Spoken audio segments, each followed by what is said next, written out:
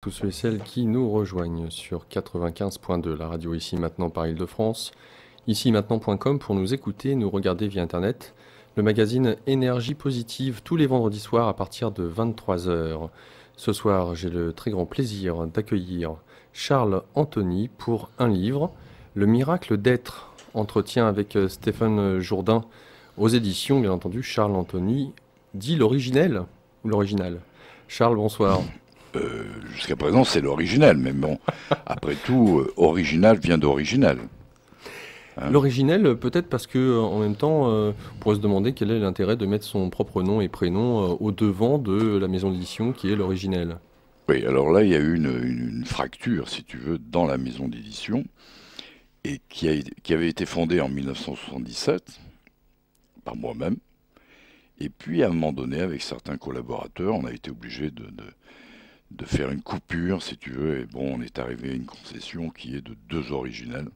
Donc, il a bien fallu mettre le nom pour différencier, quoi. En fait, c'est ça. D'où, aujourd'hui, les éditions Charles Anthony, l'originel. Tout à fait. 77, tu nous En dis 77, oui. Donc, Euh, oui. ta première inspiration en voulant créer cette maison d'édition, c'était quoi? C'était que si tu veux, d'abord, j'avais fait beaucoup de voyages en Inde, d'accord?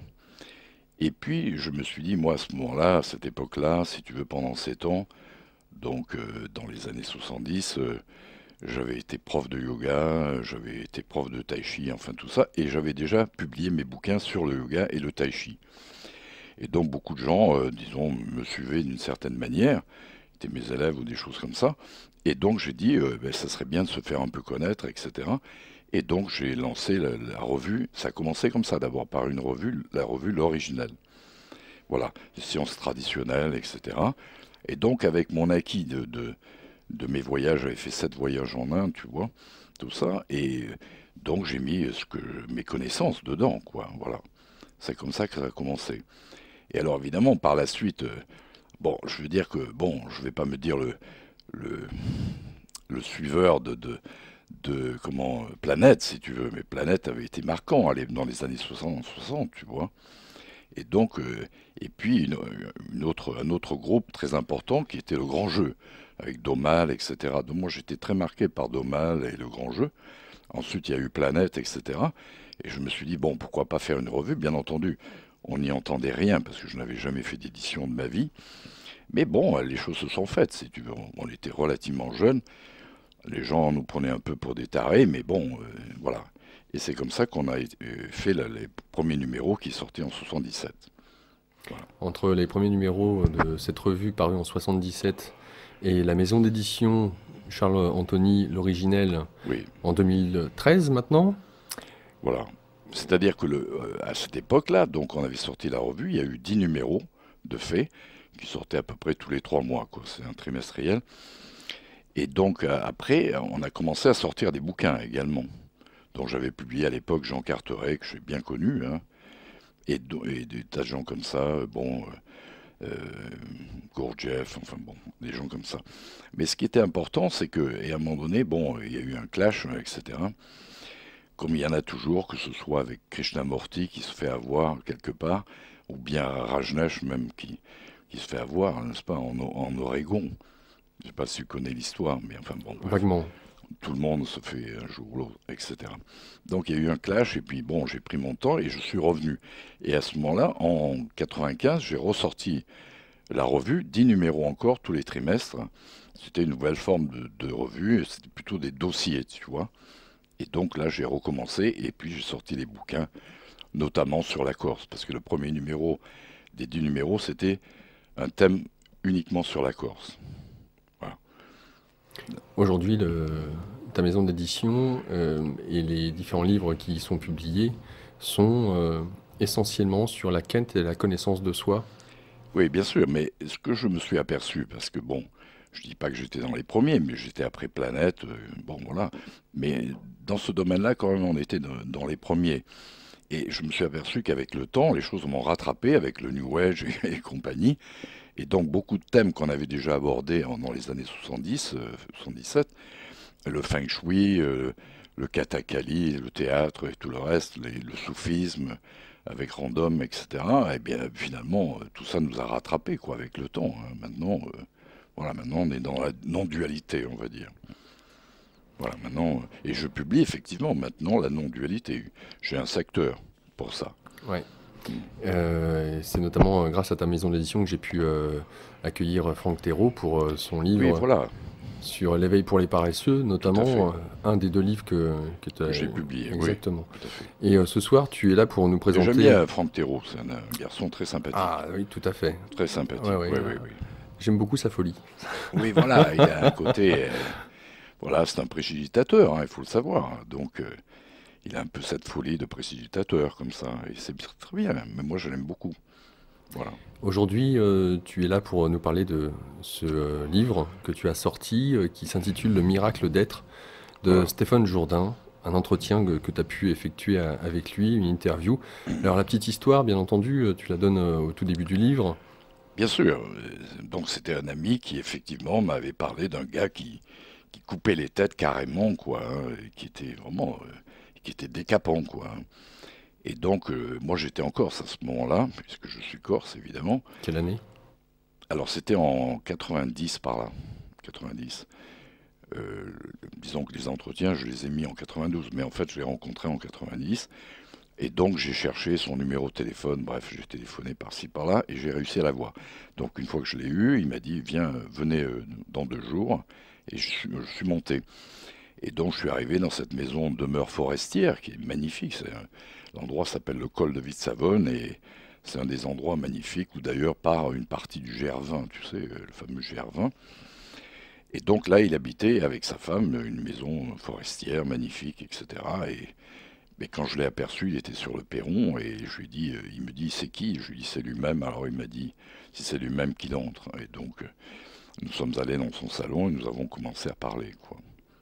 Donc Voilà. en même temps, c'est l'occasion pour le Corse que tu es de rencontrer sur ton île, si je puis Voilà. dire, un Voilà. homme qui se dit être éveillé. Il est vrai que Stéphane Jourdain, alors c'est un phénomène.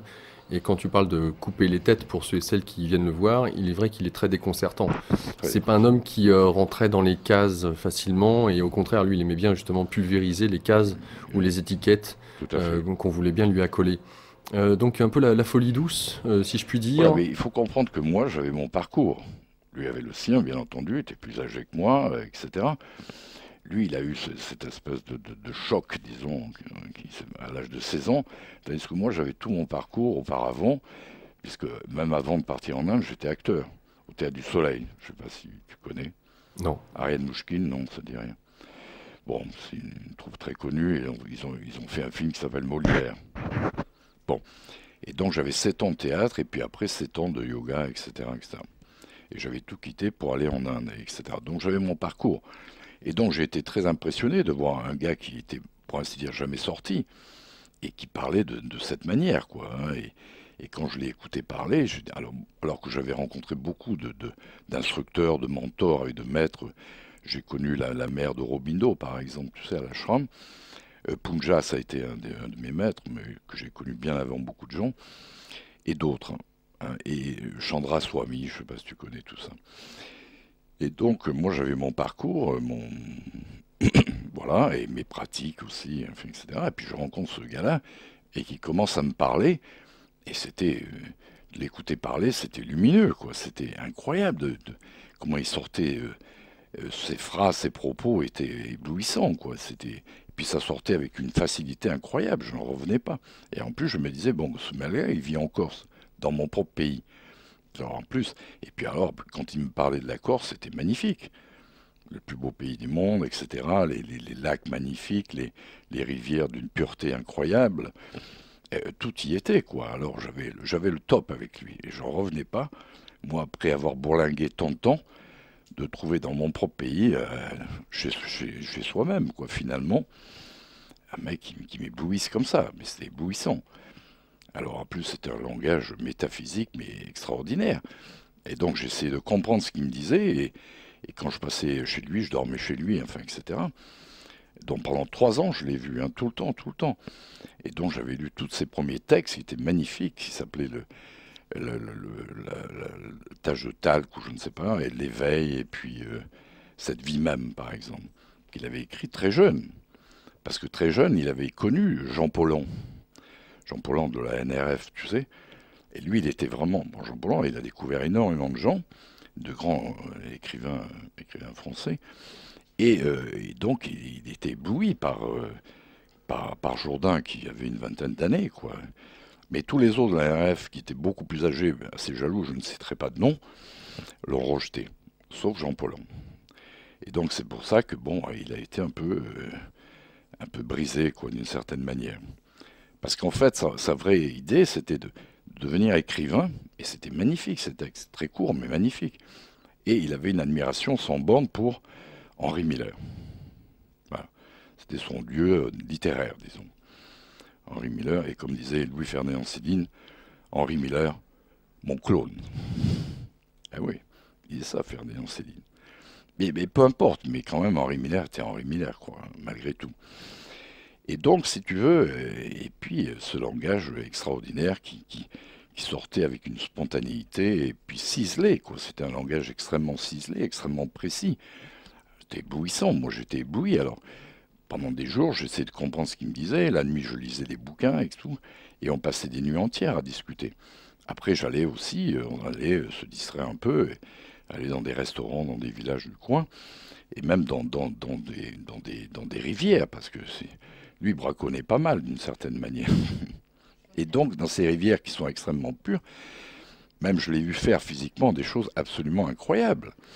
C'est-à-dire que se déshabiller carrément dans une rivière, il ne regardait pas si l'eau était chaude ou froide, ou si on était en hiver, ou quoi que ce soit. Il plongeait dedans sans aucun problème.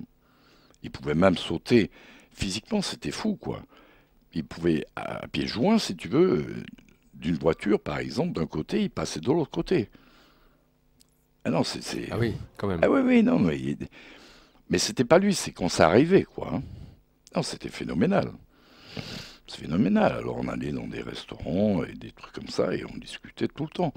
Et moi j'ai failli même devenir fou parce que le comprendre c'était métaphysiquement c'était top niveau. Métaphysiquement c'est un des mecs les plus extraordinaires que j'ai pu rencontrer. Les autres peuvent aller se coucher.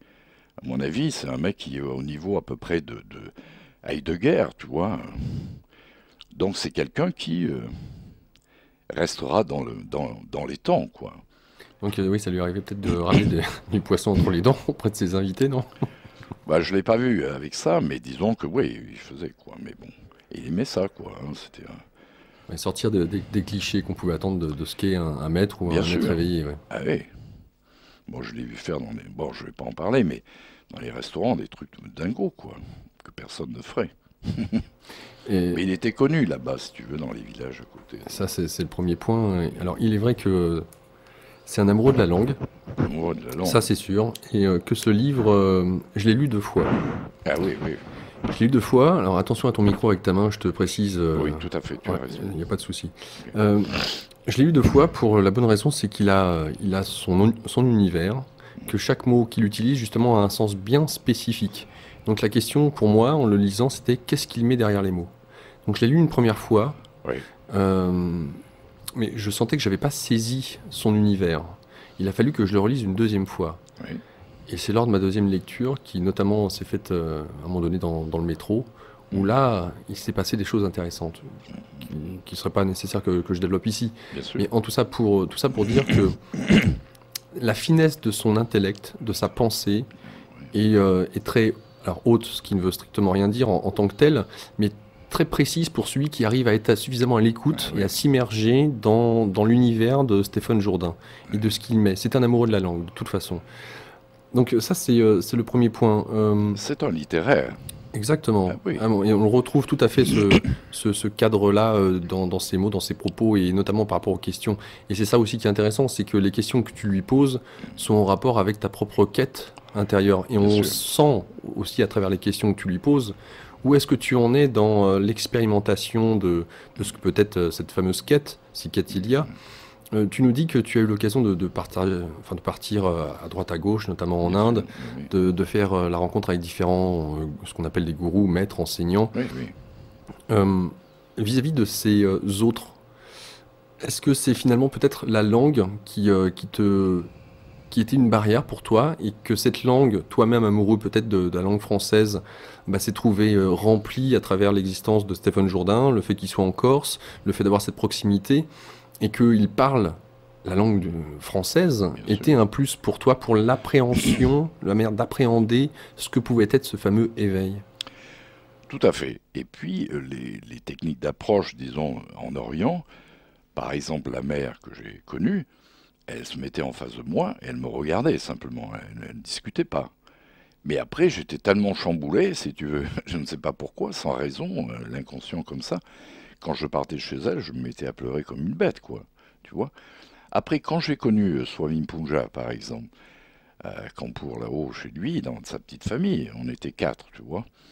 Et toute la journée, on passait dans sa petite salle en haut, au premier étage, et puis il nous regardait dans les yeux. C'est comme ça qu'il travaillait, pendant des heures, dans les yeux. Des fois, j'en pouvais plus. Et puis d'un seul coup, il posait une question style Kohan, tu vois. Par exemple, en anglais, mais je vais traduire, mais How the consciousness work? Comment la conscience travaille-t-elle? Et puis il attendait des réponses. Et à un moment donné, bon, et à la fin, après être pas mal de jours avec lui, j'ai donné ma réponse. Et là, il m'avait dit, My work is finished with you. Ok, mon travail est fini avec vous. Ça, c'est bien. Mais moi, j'ai pas, même si ma réponse était juste, je n'ai pas réussi à incorporer. Tu vois? Et lui, il ne rentrait pas dans des explications. Et avec Jourdain, c'est ça. C'est qu'il y avait la langue. Il y avait le langage. Et comme dit Jourdain, la vie, c'est une littérature. C'est un écrit. C'est un roman. C'est à nous de le faire. C'est ça. Et donc Jourdain m'a donné ça, et je vais te dire qu'avec Jourdain, j'ai passé des nuits de dingo. Après, des fois, je prenais la voiture et j'avais l'impression de me foutre dans le précipice, tu vois, parce que j'essaie de comprendre avec ma tête, évidemment. Tu vois, alors que peut-être c'était plus simple, et puis c'était son langage, c'était pas le mien.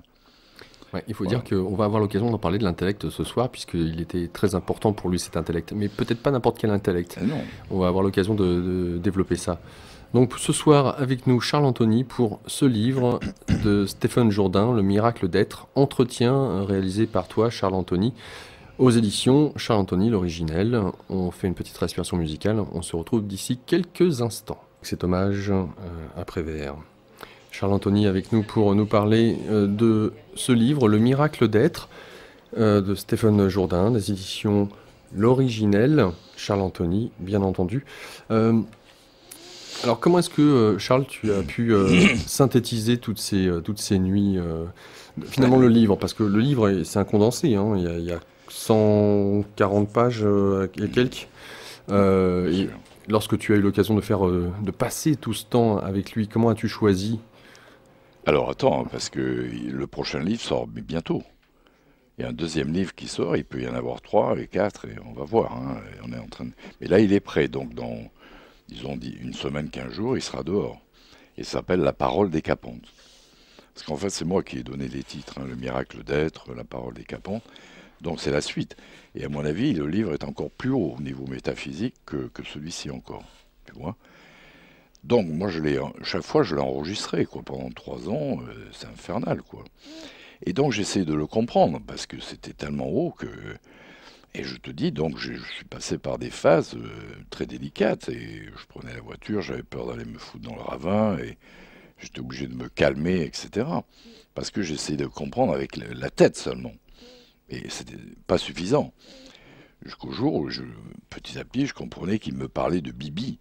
Et Bibi, c'est moi. Et je comprenais que finalement, il n'y avait que moi. Hein. C'est un peu comme mon fils quand il par l'interphone, il dit c'est moi. Alors je cherche partout. Où c'est moi? Je me cherche. Et je lui dis non, moi je suis là, donc je ne peux pas t'ouvrir. Et il me dit c'est lui. Alors je dis. Et c'est pour ça que la première phrase que j'avais dite à Jourdain, en arrivant, c'est lui-même. Alors il m'a dit qui en. Donc c'est ça, finalement, l'aboutissant, c'est ça, c'est qu'il n'y a que moi. Et pour lui, Jourdain, c'est moi, égale moi avec majuscule, égale Dieu. C'est terrible à dire, mais c'est comme ça. Bah, terrible, je ne sais pas dans quelle mesure les Oui, auditeurs vont en prendre la mesure eh ou le oui, poids. Ce qui est intéressant, somme toute, c'est que le livre commence avec justement cette question finalement, qu'est-ce que l'éveil? Y a-t-il des recettes, des techniques pour y arriver? En tout cas, le fait est qu'il y a certaines conditions d'être pour accéder s'il y a... Et d'ailleurs, on va le voir de toute façon, c'est même pas nous qui décidons pour ce qui est de cet événement, hein. Lorsque tu lui poses cette question, il met l'accent sur le fait qu'il est important de savoir rêver et être, ce que moi j'ai traduit dans le non-agir, de ne pas vouloir, de se laisser porter un peu comme une feuille au gré du vent. Donc savoir rêver, Ben oui, mais savoir rêver, je vais te dire une chose. Regarde, un de mes bouquins précédents, dont j'avais fait une émission ici, hein, qui s'appelait Vie ta vie. Faut que je le trouve simplement. Alors, la citation au départ est une citation de Fernando Pessoa, que j'aime beaucoup, est un des plus grands écrivains portugais du XXe siècle, tu vois. Et je suis même le représentant, si tu veux, j'ai une association qui s'appelle les Amis de Fernando Pessoa, donc je suis par les Portugais reconnu pour défendre cette pensée. Alors voilà l'idée. Je vais essayer de te lire la citation de Pessoa à propos du rêve. Vis ta vie. D'ailleurs, mon bouquin s'appelait Vis ta vie. Ne sois pas vécu par elle. Dans la vérité et dans l'erreur, dans le plaisir et dans l'ennui, sois ton être véritable. Tu n'y parviendras qu'en rêvant, parce que ta vie réelle, ta vie humaine, c'est celle qui, loin de t'appartenir, appartient aux autres. Tu remplaceras donc ta vie par le rêve, et tu ne te soucieras que de rêver à la perfection. Dans aucun des actes de la vie réelle, depuis l'acte de naître jusqu'à celui de mourir, tu n'agis vraiment. Tu es agi, tu ne vis pas, tu es seulement vécu. Deviens aux yeux des autres un sphinx absurde. Enferme-toi sans claquer la porte dans ta tour d'ivoire. Et cette tour d'ivoire, c'est toi-même. Fernando Pessoa. Et c'est pas de maintenant. Pessoa, il est mort dans les années 1933, tu vois. Et donc c'est top niveau. En fait, c'est ça. Si tu ne rêves pas, la vie est un rêve. La vie est un sogno. Et tu arrives à rien, tu vois. Et comme disait Boris Jourdain, c'est ça qu'il disait, la vie est une littérature, et que donc nous sommes les écrivains, et que tout est signe littéraire.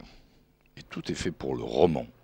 signe ou symbole. Il utilise aussi le terme Oui, symbole. c'est ça, signe ou symbole. Et que ta vie doit être un roman, quoi, finalement. Tu vois. Écrire sa vie. Voilà. La question qui se pose, c'est comment aborder ce livre, sachant que Stéphane nous a quittés il y a maintenant, c'était l'été Oui, 3 ans, je pense, à peu près. 2010, ouais, maintenant. Voilà. Mm. Mais disons que moi, je l'ai vu pendant 3 ans très fortement, parce que chaque fois que j'étais en Corse, etc. Mais après, bon, et il fallait vivre sa vie. Chacun doit vivre sa vie, lui la sienne, moi la mienne, et j'ai poursuivi. Et après, nous nous sommes très peu vus. Mais ce bouquin, je l'avais depuis longtemps, si tu veux, dans mes tiroirs, et il fallait le sortir. Donc là, j'ai connu sa fille et tout ça, et on a décidé de le sortir. Et le prochain également. Mais j'ai mis 20 ans avant de le sortir, tu vois. Et Pourquoi? Pourquoi avoir mis ou attendu aussi longtemps? ben parce que, bon, la vie fait que, tu vois, etc. Mais comme je dis toujours, ceux qui n'ont pas connu Jourdain, c'est peut-être une chance aussi, parce qu'il va rester ses écrits. Et le côté horizontal, si tu veux, il va rester le côté vertical de Jourdain. Et c'est ça qui est important. On ne demande pas à Nietzsche, si tu veux, par exemple, Friedrich Nietzsche, on ne lui demande pas ce qu'il faisait dans la journée, s'il déconnait ou pas. Friedrich Nietzsche, c'est ses écrits qui sont importants. Après, la personne, c'est de la personne, tu vois. On peut reprocher aussi à Jourdain d'être comme ci ou comme ça, comme tout le monde. Ça, c'est le plan horizontal. Et la grande force de ces écrits, c'est que ces écrits, à mon avis, vont rester. Ça, c'est clair. Et que le personnage, on s'en fout, d'une certaine manière. C'est ça qui reste. Et voilà, et c'est pour ça que je dis que c'est bien que finalement, je connais des gens qui ne l'ont pas connu, qui viennent de lire les bouquins, qui commencent à s'intéresser à Jourdain, et ils sont émerveillés. Émerveillés. Voilà. C'est ce qu'il faut garder. Comme je dis toujours, il faut garder ce qui est bon, on laisse le reste. L'essence. Voilà, l'essence, c'est ça. Lorsqu'il s'agit d'aborder ce livre, alors il est clair que, à mon sens, je vais avoir l'occasion de lire certains passages pour pour que tu puisses les commenter. Et ce que je voudrais dire, c'est que Vas-y. Jourdain, il appuie beaucoup sur certaines notions. Par exemple, la notion du plein. Et il montre, si tu veux, je ne sais plus s'il en parle dans celui-là ou dans le prochain, et il montre que le plein n'existe pas. Et ça, c'est difficile pour la majorité que nous sommes. Hein. Par exemple, si je prends une boîte d'allumettes, je dis à une personne, est-ce que tu vois la boîte? Bien sûr, la personne me dit oui. Et je lui demande, combien de côtés vois-tu? Elle me dit 3. C'est normal. Mais la boîte d'allumettes en entier ne l'a jamais vue.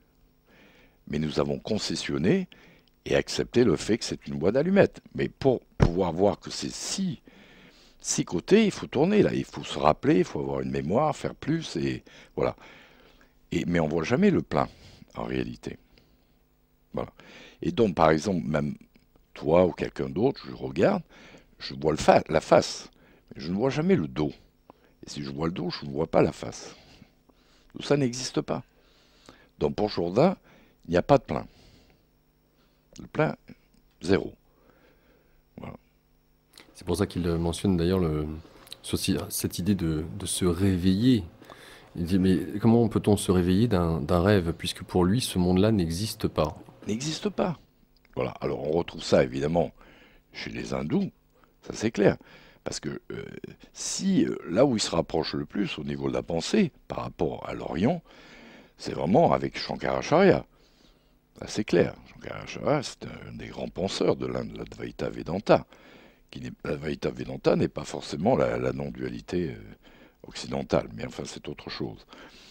Et donc il est à ce niveau-là, le Jourdain, bien sûr. Mais voilà, donc lui est un occidental, si tu veux. Donc il étudie tout, il dissèque tout. Donc cette idée de non-agir, et comme tu l'as dit, savoir rêver, et le fait de se laisser traverser, de se laisser être, il mentionne quand même à cette question sur l'éveil qu'il y a des trucs. Notamment le premier, à ne pas se mentir à soi-même. Bien sûr. Je te laisse commenter. On peut mentir à tout le monde, sauf à soi-même. Et Jourdain était très fort de ce côté-là. Très fort. Il pouvait me mentir, pas de problème. Mais l'important, c'est de ne pas se mentir à soi-même. À soi-même. On peut mentir, ceci, cela, aucun problème. Mais à soi-même, c'est foutu. Si on fait ça, on est foutu. On s'est vendu d'une certaine manière. Voilà. Et ce que malheureusement nous faisons un peu tous, quoi. Hein, on se vend souvent. Jourdain était très net là-dessus. Hein. Mais ce que je voulais dire pour revenir à Shankaracharya, c'est que en Inde, quand même, on parle que le monde est une illusion. La Maya. La Maya. Donc on lit, je sais pas moi, la Bhagavad Gita ou n'importe quoi, va au combat, dit le Seigneur Krishna à Arjuna, hein, va au combat. Parce que l'autre, il y croit, c'est mes cousins, ceci, cela. Je ne peux pas les tuer. Non, non, non, non. L'action doit être faite. Et tu vas la faire. Mais tout ça, c'est comme il n'y a personne en face de toi, en fait. C'est comme le samouraï. Il va au combat parce qu'en réalité, il ne tue pas vraiment. Il n'y a personne. Oui. Donc Pessoa, Pessoa veut dire personne. Le nom de Pessoa en portugais. Très Ouais. étrange.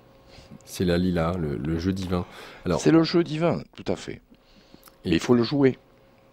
ce qui est important, parce que tu nous dis ça avec tes mots, ta compréhension, le recul, Oui, bien sûr. avec ce livre, pour ceux qui nous écoutent, là, c'est un peu la douche froide en disant, bon, alors là, ça y est, c'est l'excuse à tous les extrêmes, on laisse faire tout et Non, n'importe quoi. non, Jourdain parle effectivement de couper toutes les têtes. Mais il faut s'entendre, c'est psychologique. Il ne fait aucun meurtre réel, bien sûr. Mais il dit il faut couper la tête de ma mère, de mon père, de mon fils, de tout le monde, si tu veux te retrouver toi-même. Et en général, nous sommes submergés par ça. Mon fils, ceci, cela, ma mère, elle m'a fait ceci, cela. Et alors, bon, on peut faire de la psychanalyse, la question n'est pas là. Mais lui, il coupe carrément. Tu veux, il coupe les mémoires, finalement. Toutes les mémoires qui nous entravent. Tous les nœuds de la mémoire. Alors, bien sûr, moi je suis aussi d'accord avec Castaneda quand il dit on va faire la biographie, si tu veux, je ne sais plus comment il l'appelle, mais le retour en arrière jusqu'à ta naissance, voir quels sont les traumas que tu as pu avoir, etc. Mais pour les effacer, justement. Et l'important, c'est d'effacer, pas de rester dans ces traumas, qui nous ont empêchés parfois de vivre et de faire des tas de conneries. Donc on élimine tout ça. Et en fait, on efface les mémoires, réellement.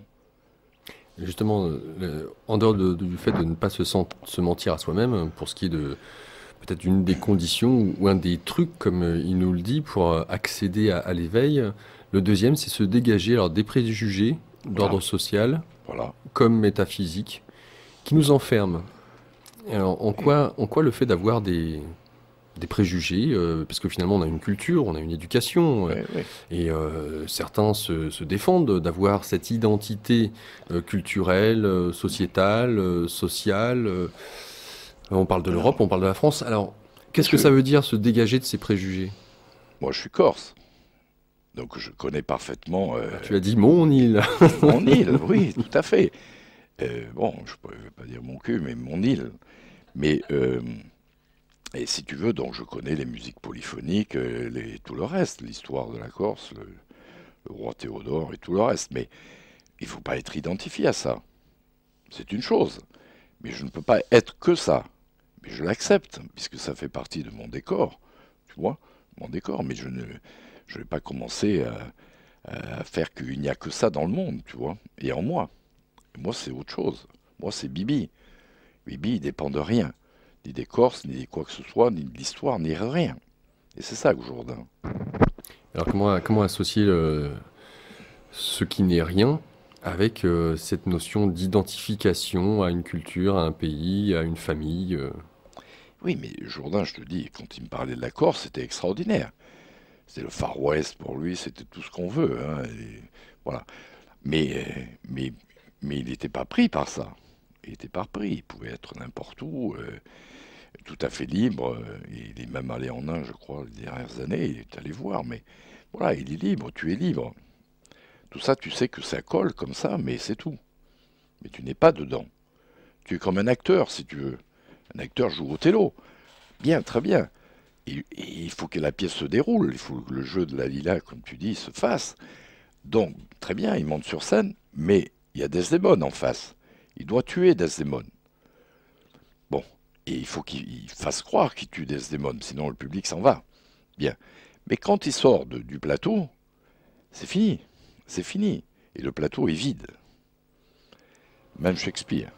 Oui, il donne l'exemple avec celui qui lit un livre Oui, et que ce dernier va donc vivre les émotions du tout à héros fait. ou de l'héroïne. Oui, Et les émotions sont aussi bien, vont passer par la colère, la peur, le tout à fait. bonheur, mais qu'il ne s'identifie pas pour autant au héros une fois qu'il a fermé le livre.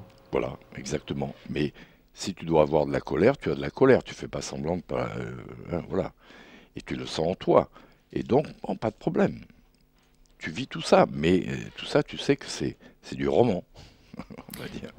Mais on sait que c'est du roman, sauf que Stephen Jourdain va plus loin puisqu'il parle de que l'humanité n'existe pas, Il que n'existe pas. l'humanité avec un grand H n'existe pas. Mais bien sûr. Et il aborde par là donc cette notion de la conceptualisation. Et il prend l'exemple d'un nouveau-né, d'un enfant qui commence à marcher. Oui, Tu peux nous en dire plus?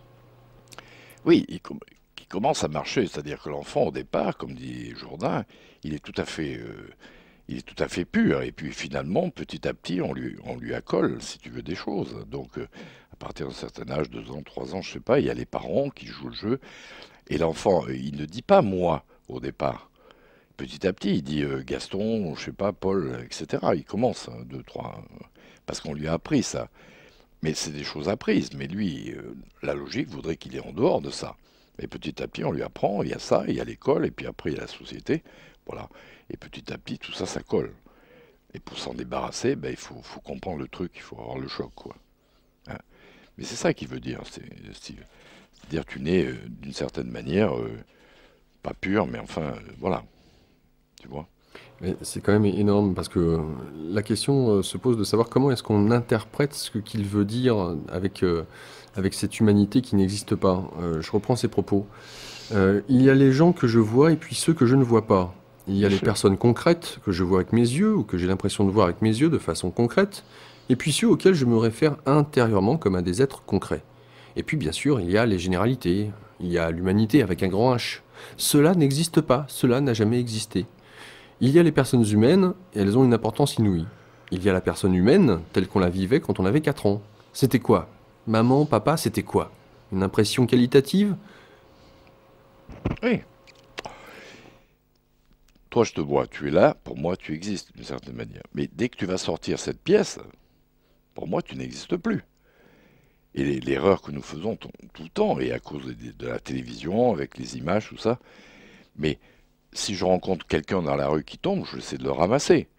Basta. Il est là. Mais après, il s'en va, c'est fini. Il n'existe plus pour moi. Il n'existe plus. Tu vois? Il n'y a que ce qui est là qui existe.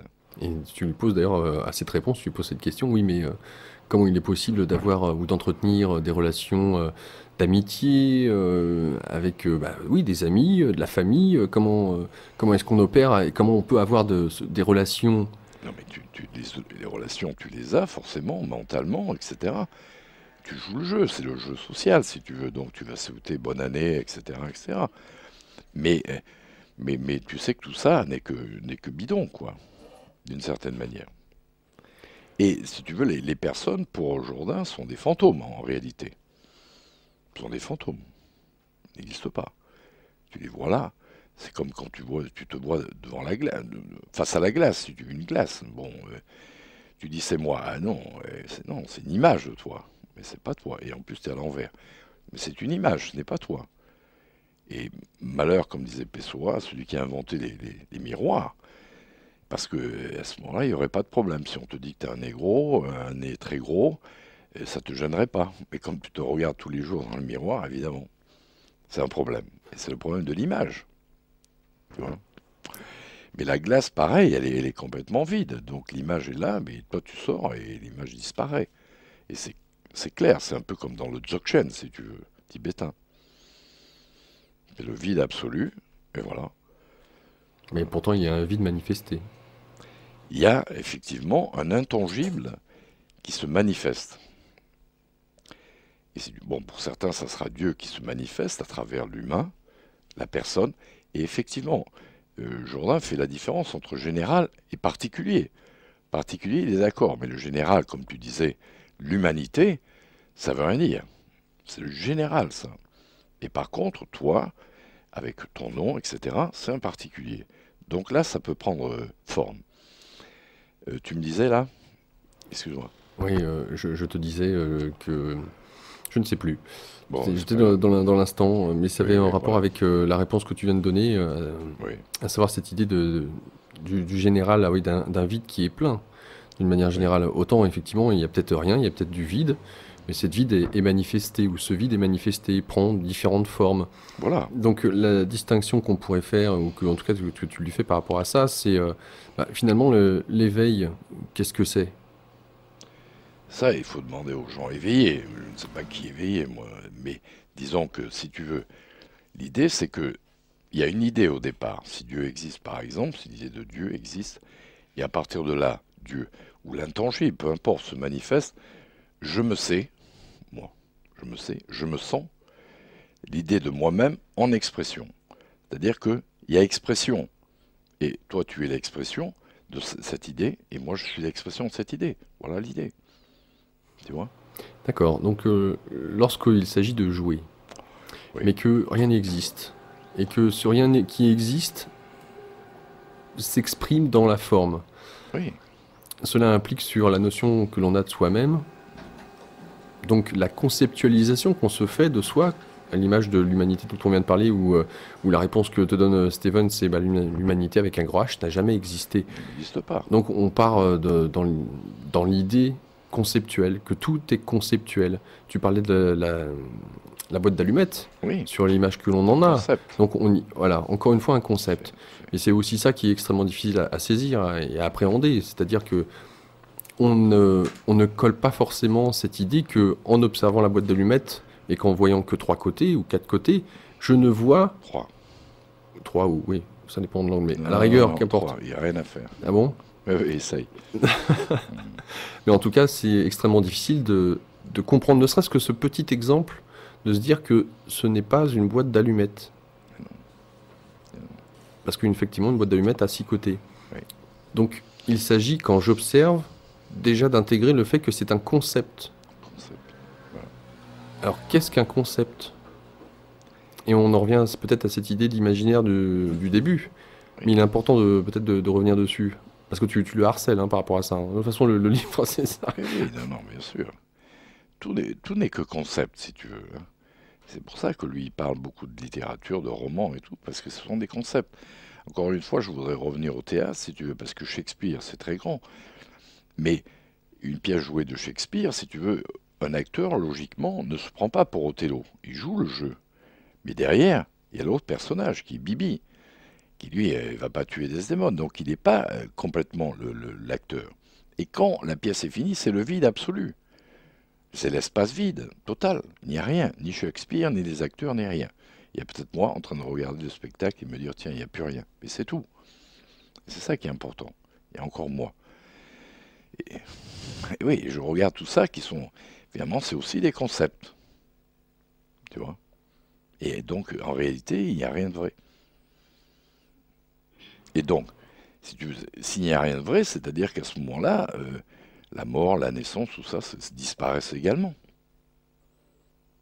Et en général, dans nos sociétés, nous avons une grande peur de la mort, si tu veux, hein, c'est clair. Bon, comme disait Castaneda, la mort vous suit comme votre ombre. Mais les gens ne se posent jamais la question, ils ne savent pas où ils vont aller, effectivement. Mais ils ne cherchent pas à savoir d'où ils viennent. Alors que ça serait peut-être plus important. Pour savoir où on va, peut-être qu'il faudrait voir où on vient. Et ça ne vient l'idée de personne. Avant notre naissance, où étions-nous? Et alors, on saura peut-être où était après la mort, où nous étions. Mais il y a aussi un concept important, c'est qu'on me parle toujours, les personnes que je connais, etc., de la mort, quand je vais mourir, tout ça. Et je dis, ah bon, je vais mourir moi aussi?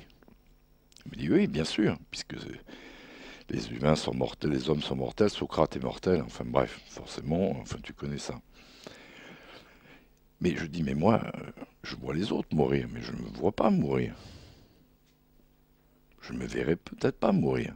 Ça dépend si on croit ou pas, mais ça reste encore une fois du domaine du concept de la vie après la mort. Non, mais les gens, même malades, etc., dans les hôpitaux, ils souffrent, mais ils ne sont pas morts. Et la mort, ça va arriver d'un seul coup, et tu ne le vois pas venir, je suppose. Mais moi, qui me dit que je vais mourir? Moi, je vois les autres mourir, mais pas moi.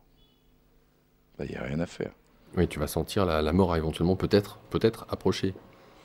Peut-être que tu vas te sentir agonisant. Mais qu'est-ce que la mort en tant que telle? Est-ce que c'est le processus qui amène au tombeau, entre guillemets? Mais dans ce cas-là, la mort, c'est déjà ici maintenant. Oui, mais la mort, c'est encore le concept du corps. Eh oui, mais le concept du corps, tu y crois et tu y crois pas. Mais comment il serait possible de ne pas y croire? Puisque on est là, je le touche, il est là. Alors en quoi je peux considérer que c'est un concept? Tu le touches, mais qui le touche, tu vois? C'est ta main qui touche, etc. Bon, tu sens, tu as des sensations. C'est comme je dis à quelqu'un, ferme les yeux, reste debout, et dis-moi combien tu as de jambes. Très difficile. Bien sûr, il va réfléchir. Il dit, bon, mais d'habitude, j'ai 2 jambes, je marche. Mais non, non, qu'est-ce que tu sens là? Tu sens pas les 2 jambes. Mais non. Donc on voit bien que si on se met dans d'autres Circonstances. ouais, voilà, et que les choses sont vues très différemment. Donc je peux me toucher si tu veux, pas de problème, mais en réalité, mon corps n'existe pas. Il n'y a pas de corps. Je te laisse allumer ce que tu as Ouais, allumé. ouais. C'est mieux pour parler. Il n'y a pas de corps, et bon, mais on joue le jeu. Lorsque, là où je vois bien, en tout cas, ton positionnement, c'est entre les questions que tu poses dans le livre, ça remonte Ouais. à 92 ou 97? 92. Non, non, c'était entre 90 et 93. 90 et 93. Moi j'ai mis 92 parce que... Oui. ok. Mais entre ce moment-là et le moment ici maintenant où tu nous parles, on voit, on ressent, en tout cas, je ne peux parler que pour moi, la manière dont tu as intégré la chose. D'accord? Donc, J'essaye, en tous les cas, oui, oui, mais en tout oui. cas, je ne peux que voir la distinction parce que les questions aussi reflètent, Oui, d'une certaine manière, de là où tu en es, hein, bien sûr. donc logique. Donc là, des réponses que tu me donnes aux questions que je te pose Oui. reflètent bien évidemment la chose. Donc, euh, qu'est-ce qui, pour toi, puisqu'on parle toujours de Stéphane à travers la compréhension via la langue française Oui, qu'il t'a permis d'avoir sur toi-même, qu'est-ce oui, qui a opéré le déclic chez toi? Quand je dis déclic, c'est-à-dire que tu en parles avec une certaine force, en tout cas c'est comme ça que je le perçois, une certaine intensité, avec certains mots bien choisis, et j'aime beaucoup l'image du théâtre.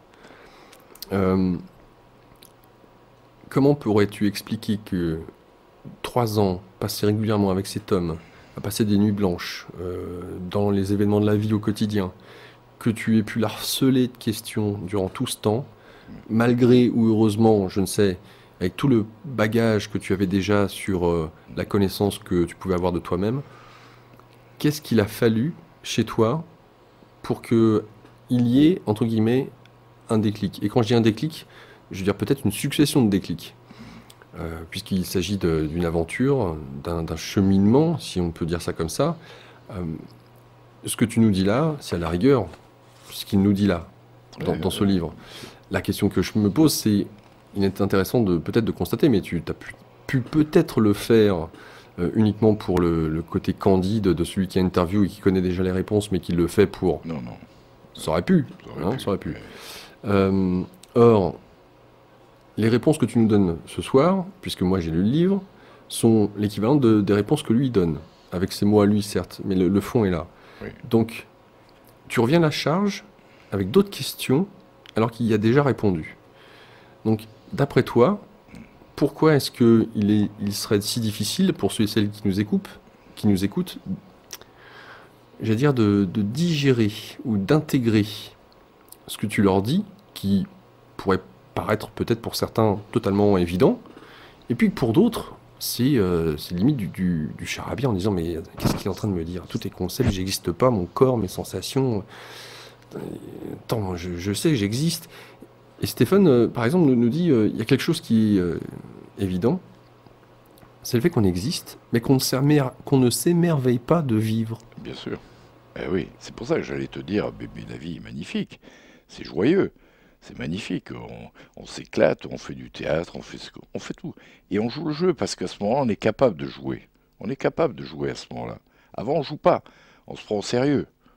Et qui se prend au sérieux ne peut pas rencontrer Dieu, c'est clair. Si Dieu n'avait pas d'humour, je sais pas, je l'ai pas connu, mais il pourrait pas être Dieu. Non? Ça me paraît logique.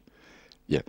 Et c'est ça. Et Stéphane Jourdain avait de l'humour aussi, hein, il faut bien comprendre. Ah oui, là, c'est... Donc, effectivement, on n'existe pas, mais c'est comme dans le Mahabharata, si tu veux. Il lui fait comprendre que tout est illusion, mais il va quand même au combat.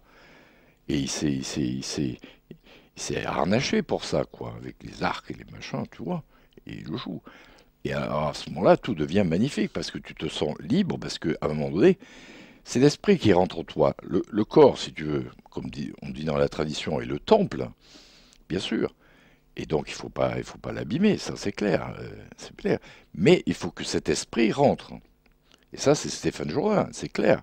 Il n'y a peut-être pas que lui qui l'a dit, mais il faut qu'il soit imprégné de cette essence du corps, de l'esprit, que lui appellerait Bibi. Bibi, ça veut dire quoi? Ça veut dire l'enfant qui est en toi, ce qu'il y a de plus profond en toi. C'est ça. Pas la personnalité imbécile. Mais c'est ce que tu sens des fois quand tu es seul avec toi ou des choses que tu sens. Des fois, ça arrive peut-être à tout le monde. Et tu sens cet enfant en toi. Et ça, cet enfant, il a envie de vivre, il a envie de faire des choses. Et c'est ça que Jourdain déclare finalement. C'est que cet enfant qui, et comme disait Baudelaire, hein, le génie et l'enfance retrouvée. Et donc on revient toujours à ça. Et cet enfant qui est peut-être à l'âge de 1 an ou de choses comme ça. Et c'est ça. Et l'esprit, le Saint-Esprit, on l'appelle comme on veut, le paraclet, ce que tu veux, il doit rentrer en toi. Et il passe par ce bibi. Et le journal est très simple. Ce bibi, c'est moi. C'est moi. Mais c'est pas moi qui vais péter la gueule à tout le monde. Non, non, non. C'est moi en profondeur. Mais je sens que c'est moi. Et à partir de là, je me sais, je me sens. l'idée, l'expression de moi-même, l'idée de moi-même en expression. Et donc Dieu s'exprime, si Dieu existe, hein, peu importe, l'intangible, comme tu veux. Et il s'exprime à travers moi. C'est ça l'idée. Euh, Est-ce qu'on pourrait peut-être penser, et parce que ça a été une des critiques vis-à-vis de Stéphane Jourdain, on le sait intellectuel, et d'ailleurs c'est ce dont on a parlé là pour le mettre en avant, comme un amoureux de la langue française, et est-ce qu'il est permis de penser que Stéphane Jourdain ne serait au fond une sorte d'intello occidental qui se serait servi d'écrits orientaux et les aurait remis un peu à la mode. Quand je dis à la mode, voilà, ça demanderait une sorte de génie intellectuel, mais pourquoi pas? À savoir d'avoir lu des grands textes de l'Orient, le Tao, le Bhagavad Gita ou tant d'autres, et puis en tant que Français, intellectuel, d'en faire une sorte de mix, d'avoir retenu peut-être l'essentiel, sans pour autant atteindre l'éveil hein, d'ailleurs, et puis de le reformuler avec ses propres propos. Non, Jourdain, pour moi, c'est très haut niveau. Hein, je crois qu'il a peu lu de livres, finalement, très peu. Certains auteurs, l'Orient, il ne connaissait pas vraiment.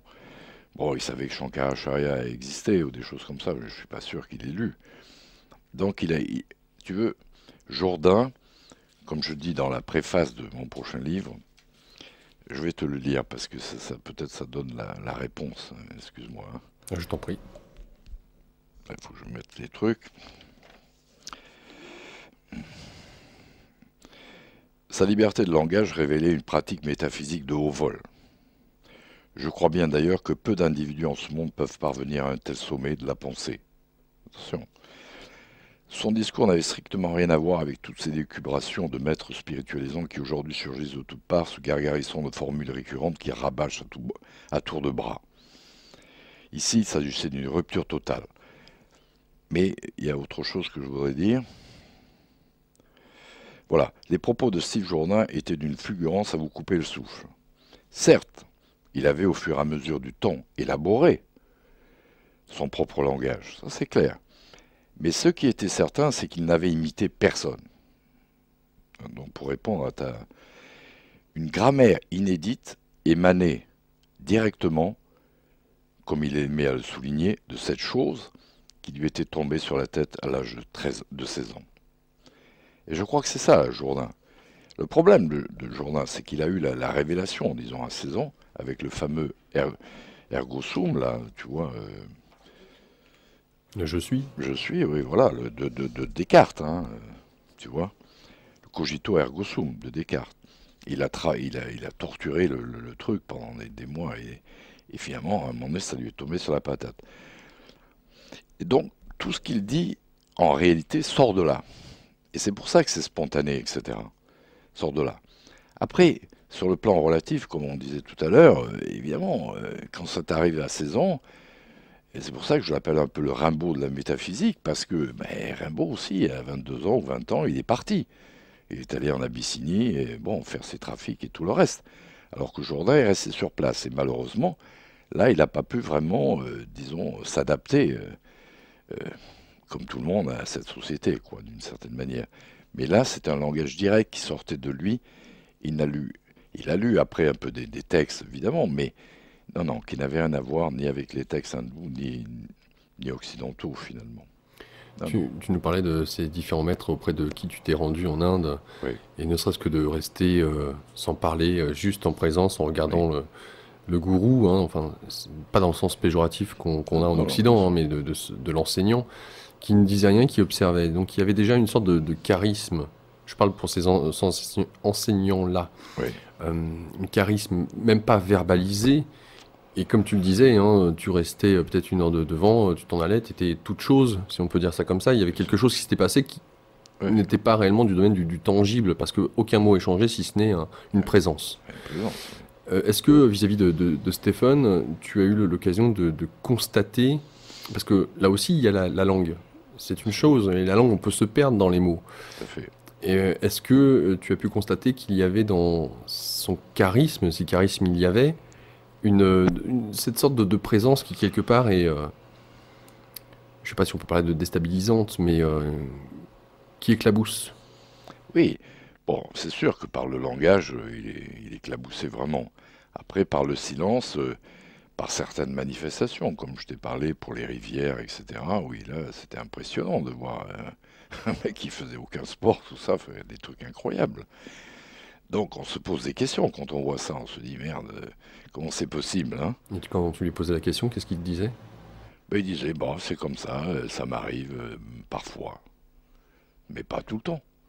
Ça lui arrive parfois, il pouvait sauter une bagnole, etc. Voilà, mais il était arrêté par rien, quoi. C'est ça que je sentais, c'est qu'il n'était arrêté par rien. Mais il n'y avait rien qui l'arrêtait, il n'y avait pas de forme, il était gêné par rien. Lui pouvait rentrer dans un café, fumer la cigarette, et il fallait le mettre dehors, quoi, en gros, hein, tu vois. Donc il était complètement, nous on appellerait ça disjoncté d'une certaine manière. Mais il n'était pas. C'est que lui, ça parlait directement. C'est ça que je veux dire. Mais effectivement, il se mettait pas en face de moi et me regardait dans les yeux. Lui, c'était une autre forme, une autre forme. Lorsque tu nous dis qu'il est parti en Inde à un moment donné, vers la fin de sa vie, tu sais quel Non, endroit je ou crois qu'il qui... a visité un peu comme ça, mais il n'est pas allé chercher les gourous ou je ne sais trop quoi, hein. Non, non, je crois qu'il a vu personne, hein. Non, c'était comme ça.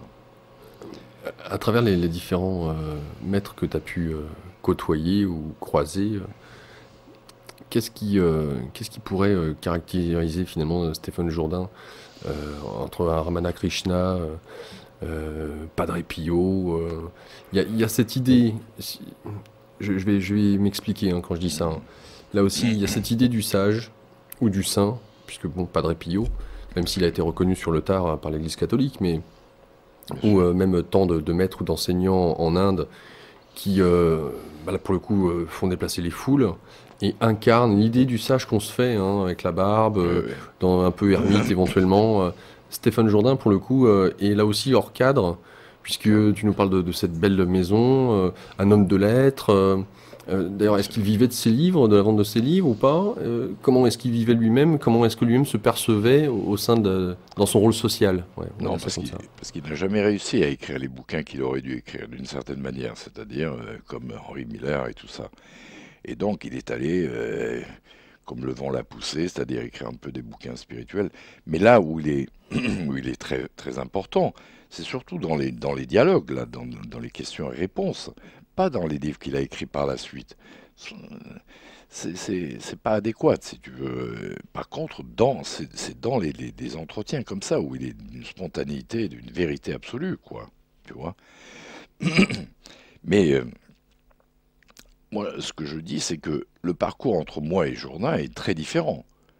Lui, ça lui est tombé à 16 ans dans la tête, moi, sur la tête, moi, ça m'est pas tombé. Donc moi, j'ai dû aller en Inde, faire des parcours, rencontrer des gens, que ce soit des gourous indiens ou des gourous autres, et me former. C'est-à-dire, c'est complètement à l'opposé. Donc moi, j'ai été obligé de me former. Alors l'avantage qu'il y a, évidemment, c'est que tu es sur le tas. Tu es obligé de te former, disons. Alors que Jourdain n'a jamais fait ça. Et c'est pour ça que Jourdain, les gens qui le lisent, tout ça, putain, c'est une pensée très haute. Mais le mettre en pratique, c'est pas évident. Parce qu'il ne donne pas vraiment d'exercice, que ce soit zen ou autre chose, tu vois. Il n'y a pas. Non. Donc soit on perçoit et on comprend que c'est très haut, et sinon, ben évidemment, on ferme le bouquin et c'est fini. Mais il n'avait pas, lui, les moyens horizontaux pour approcher ça. Il ne les avait pas, il ne les a jamais pratiqués, donc il ne savait pas. Il savait pas. C'était juste, voilà. Et en même temps, je reviens sur une des premières questions que je t'ai posées, à savoir, tu nous dis aujourd'hui, avec le recul que tu as, et tu réponds finalement à certaines questions que tu lui as lui-même posées. Oui.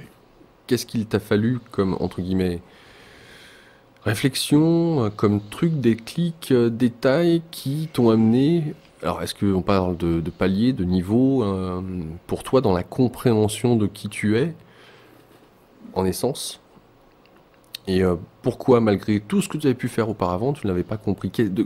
En quoi Stéphane Jourdain, finalement, a été pour toi, je ne sais pas, une pierre d'achoppement, ou pour que tu puisses aujourd'hui avoir la compréhension que tu as là, Voilà. avec les mots que tu as là, alors que il t'a donné des Eh réponses, des oui, circonvolutions, et tu leur tout à posais fait, d'autres questions en essayant tout à fait. d'attaquer un autre angle. Et pourtant, les réponses qu'il te donnait étaient, j'allais dire, claires, façon de parler, était clair, mais encore comme Punja, si tu veux, quand il me dit «Oh, the consciousness work» et que je réponds. Et après, l'incorporer, ça a été une autre paire de manches, donc je n'y arrive pas. Alors, et Jourdain, c'était pareil. Je me dis, putain, c'est extraordinaire. Mais je n'arrive pas à incorporer. Donc, j'ai continué mon parcours de recherche, etc. J'ai rencontré d'autres gens encore, etc. Et petit à petit, avec le temps, pour moi, c'est clair maintenant. C'est clair. Mais il m'a fallu à moi faire tout ce parcours que lui n'a pas fait. Et maintenant, pour moi, c'est clair. Et donc, je pourrais même l'adapter à des formes très différentes. Tu vois? Et moi, j'ai un parcours où j'ai été obligé non seulement d'aller en Inde, mais même en Occident, de passer par des tas bon, je ne parle pas de la franc-maçonnerie et tout le reste, de passer par tous les ordres possibles. Et puis me rendre compte que finalement, lui a dit l'essentiel. Mais peut-être pour le comprendre et pour l'entendre vraiment, ben, faut être passé par toutes ces formations, quoi. Tu vois, c'est possible. Et Avec pour nous, moi, c'est clair, c'est l'essentiel. avec nous ce soir, Charles Anthony, des éditions Charles Anthony, l'originel. Livre de Stéphane Jourdain, Le miracle d'être, entretien réalisé par toi-même, Charles. On se retrouve avec cette petite respiration musicale. Gainsbourg nous accompagne. Ici maintenant.com pour nous écouter, nous regarder via Internet. Hein, le magazine Énergie Positive, donc avec ce soir Charles Anthony des éditions Charles Anthony, l'originel, pour nous parler de Stéphane Jourdain et de l'entretien avec ce dernier sur Le miracle d'être, le titre de ce livre, entretien réalisé par toi-même, Charles.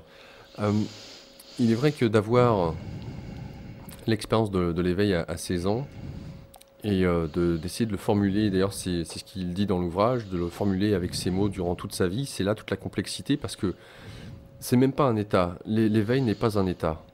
Et quand tu lui poses la question, quand est-ce que c'est arrivé, il peut te dire, oui c'est arrivé à un certain moment donné de l'histoire, mais ce n'est pas arrivé en tant que tel. Ce n'est jamais arrivé. Tout était déjà là. Tout à fait, mais ça, on retrouve la même chose chez des grands comme Ramana Maharshi ou d'autres. Hein. En fait, quand on se rend compte, effectivement, là, les choses sont déjà là. On ne fait que retrouver ce qui est déjà là. Ça, c'est clair. L'enfant en moi, il a toujours été là. Et donc, je le reconnais. Et l'esprit en moi est là aussi, parce que sinon, je ne pourrais pas ni boire, ni respirer, ni rien. Le fait de respirer, tu vois, je dépends complètement de l'extérieur. Donc, sans arrêt, si je ne respire pas, je suis mort. Mon corps est péri, en tous les cas. Donc voilà, mais disons que Steve Jourdain n'avait pas de pratique. L'histoire, elle est là. Il ne reste que la métaphysique, si tu veux, d'une certaine manière. Mais ce que je peux être sûr, c'est que cette métaphysique, elle va rester. Elle va rester. C'est un très haut niveau. Mais ce que je ne pouvais pas avec lui, je ne pouvais pas suivre parce qu'il ne me donnait aucune pratique. Il n'avait aucune pratique. Voilà. Alors que mon parcours à moi, c'était fait plein de pratiques, bonnes ou mauvaises, mais elles ont été ce qu'elles ont été. Et donc lui, et c'est un peu pour ça que je l'ai quitté à un certain moment, mais ça ne m'a pas empêché de le renier, et non, je ne l'ai pas renié, et au contraire, j'essaie de comprendre cette métaphysique qui est quand même de très haut niveau, quoi. Tu vois? Oui, oui, Il peut y avoir des gens comme lui, enfin pour ma part, au niveau métaphysique, tu as des maîtres Eckhart, des Jacob Böhm, peut-être, tu vois? Des anciens, quoi. D'ailleurs, puisqu'on parlait de Stéphane Jourdain, le fait que ça lui est arrivé à 16 ans, donc il n'est pas de pratique à transmettre, il y a aussi bon nombre d'autres enseignants, maîtres, qui ont eu l'occasion d'avoir un éveil, sans que pour autant ces derniers aient eu une quelconque culture ou savoir, et d'accéder à l'éveil à un certain moment donné de leur vie, et là aussi, pas forcément de pratique à enseigner ou de technique. Oui, c'est effectivement le cas de Ramana Maharshi, par exemple, si tu veux. Pour moi, en 69, comme disait Gainsbourg, année érotique, j'étais en Inde. Et je suis allé à son ashram, évidemment, lui n'était plus là. Mais j'ai bien vu la colline de Arunachala, tout ça, où il avait médité. Enfin, il était immergé dans l'hindouisme, il était immergé dans cette tradition. C'est très différent. Jourdain n'était pas forcément immergé dans le catholicisme ou autre, tu vois. Ramana Maharshi, bah, effectivement, à 18 ans, a eu cet éveil, mais il est monté dans cette colline d'Arunachala, il s'est mis dans la grotte, et puis malgré les serpents, les scorpions et tout ce que tu veux. Et il a dit, je ne bougerai pas tant que ça ne se réalise pas. Donc d'une certaine manière, c'est aussi pareil, mais sauf que lui, il était imprégné de cette tradition hindoue et imprégné de la colline d'Arunachala, qui était pour lui une colline sacrée. Et après, il est descendu et il parlait très peu, Ramana Maharshi. Les gens venaient le voir, etc. Moi, je connais bien l'endroit, donc il était sous son arbre avec les pans au-dessus, tu vois, les oiseaux, les pans, là, tout ça. Et puis, il était là, tranquille, toujours en relaxation complète, quoi, presque en sommeil, tu vois. Et les gens le regardaient, tout ça. Puis de temps en temps, c'était le cas de Paul Brunton. Je ne sais pas si tu as entendu parler, c'est un Anglais. C'est un de ceux, les premiers, il y avait Osborne et Brunton, qui ont fait connaître Ramana Maharshi au monde occidental, en écrivant des bouquins. Brunton a écrit l'Égypte secrète, enfin, etc. Et donc, Brunton est venu le voir, parce qu'il avait entendu parler de lui. Et donc, tous les jours, il lui posait la question, euh, Monsieur, pouvez-vous pouvez-vous donner quelque chose? Qu'avez-vous à donner? Et Ramana Maharshi ne répondait pas. Et tous les jours, Brunton revenait reposer la même question. Et il répondait pas. Et ça durait très longtemps. Et un beau jour, disons, Ramana Maharshi a ouvert un peu plus les yeux et lui a répondu. Il lui a dit certainement, mais êtes-vous capable de prendre? Donc Ramana Maharshi, c'était une autre façon de faire. Mais on retrouve dans les entretiens de Ramana Maharshi, quand même, et quand il dit mon enseignement, en fait, est dans la Bible, d'une certaine manière, et surtout dans les psaumes, le psaume 43, je ne sais plus lequel, sache, apaise-toi et sache, je suis Dieu. C'est ça, Ramana Maharshi, c'est une formule qui est dans les psaumes. Et il dit, voilà, tout mon enseignement est là. Et en général, même Puja me disait, mais tu es ça, tu es ça. Ah oui, mais bon, voilà l'histoire. Donc, tu vois, on retrouve, mais sauf que, bon, c'était hindou, et c'était dans toute une... Et les gens, en plus, venaient autour de lui, parce que en Inde, c'est comme ça. En Occident, les gens n'avaient pas idée d'aller voir spécialement Stephen Jourdain, tu vois. On n'a pas les mêmes traditions. Voilà, mais le problème de Jourdain, c'est qu'il pouvait dire ce qu'il avait à dire, mais il ne pouvait pas te dire comment le faire. Et y a-t-il une pratique, une technique pour faire d'accord, je pose la question juste avant que tu ne répondes. Oui. Je pose la question puisque tu parles de Ramana Maharshi, là, à l'instant, Oui. qui ouvre un œil et qui dit ouais, je suis prêt, mais es-tu prêt, toi? Moi, je peux, là, dans l'instant, là, te donner. Mais est-ce que tu es prêt à recevoir? Toute la question, peut-être, est là. C'est-à-dire que Voilà. lorsque tu as cet entretien ou ces entretiens avec Stephen, et les questions incessantes que tu as pour parler toujours de la même chose sous différents angles d'attaque, où il te répond toujours la même chose, mais sous différents angles, hauteurs, qu'importe le nom qu'on peut donner à tout ça, toutes ces circonvolutions intellectuelles, qu'est-ce qui fait que il nous est difficile pour accepter, prendre, intégrer ça? Mais parce que nous sommes formatés, on va dire, si tu veux. Donc voilà, et, enfin, on a parlé des concepts, des préjugés, de tout ça, il va falloir jeter tout ça. Et donc, c'est pas évident, quoi. Lui, ça lui est tombé sur la tête, bon, très bien, mais moi, ça m'est pas tombé sur la tête, donc il a fallu réfléchir, etc. Et puis, avec mes acquis à moi, si tu veux, remettre ce que disait Jourdain dans mes acquis à moi, d'une certaine manière, les rassembler. Alors, évidemment, lui, il parle d'ici et maintenant, évidemment, mais il n'en parle pas forcément comme moi, ou comme ici, l'intitulé de la radio, ici et maintenant. Et effectivement, mais quelque part, il est d'accord. Il n'y a qu'ici et maintenant. C'est clair, c'est ça la verticalité. Et plus tu restes dans le ici et maintenant, et plus tu grandis forcément, ou tu t'élèves, peu importe. Hein. Et lui, il n'avait pas les techniques pour te faire venir ici et maintenant. Il pouvait t'en parler et donner quelques exemples comme ça, comme le volume ou des choses comme ça. Parce que l'histoire de la boîte d'allumettes, ça m'appartient. C'est pas lui qui disait ça, mais il disait autrement sur les personnes. Hein. Voilà. Mais moi, la boîte d'allumettes, c'est pas lui qui me l'a enseigné, c'est bien d'autres. etc. Donc, voilà, et donc le ici et maintenant dont moi je parle, si tu veux, n'est pas tout à fait le même que le sien. Mais il n'est pas tout à fait le même dans le sens de pratique. Ici et maintenant, alors moi, si on veut faire l'ici et maintenant, je vais te faire des exercices pour être ici et maintenant. Tu vois? Je vais te dire, bon là, essaie de faire ça, essaie de faire ça, et puis tu verras ce que ça donne. De la même manière que je t'ai parlé des deux jambes. Ça, c'est un exercice. Tu vois? Mais lui, il ne pouvait pas faire ça. Il n'avait pas les armes pour ça. Tu vois? C'est ça. Donc il ne pouvait pas faire école ou quoi que ce soit, quoi, hein, d'une Oui, certaine si manière. ce n'est son intellect, mais le verbe est trompeur. Donc, On peut comprendre, oui. il nous dit que l'éveil n'est pas bien pensant, puisqu'il s'agit de justement d'enlever, de décaper tous ces conditionnements, ces Oui. croyances sur ce que l'on croit être, tous ces concepts. Il nous dit que l'éveil est joie. Alors, Et joie. et joie. Et oui, la logique est celle-là. Bon, maintenant, moi, je ne sais pas s'il vivait, lui, la joie totale. Je n'en sais rien. Mais il est évident que si tu atteins le véritable éveil, c'est la joie. Parce que, parce que c'est une joie infinie. L'éveil, c'est l'infini. C'est le terme qu'il emploie, infini. Voilà, il a employé aussi, bah, tu vois, je ne me souvenais pas très bien, mais c'est ça.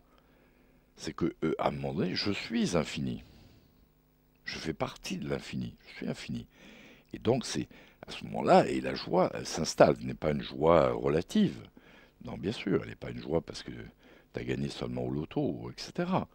Elle est une joie inconditionnelle. Elle est impersonnelle d'une certaine manière, tu vois. Mais évidemment, ça amène la joie, puisqu'à ce moment-là, la vie devient un champ de jeu extraordinaire, et voilà. Et tu atteins cet infini. Parce que l'erreur qu'on fait souvent, enfin à mon avis, euh, c'est de dire, ah, je cherche Dieu en moi. Bon, très bien, pas de problème. Alors je m'assois, je fais du zen ou je ne sais pas quoi. Très bien. Et puis ça prend des années. Et c'est intéressant, je ne suis pas contre rien.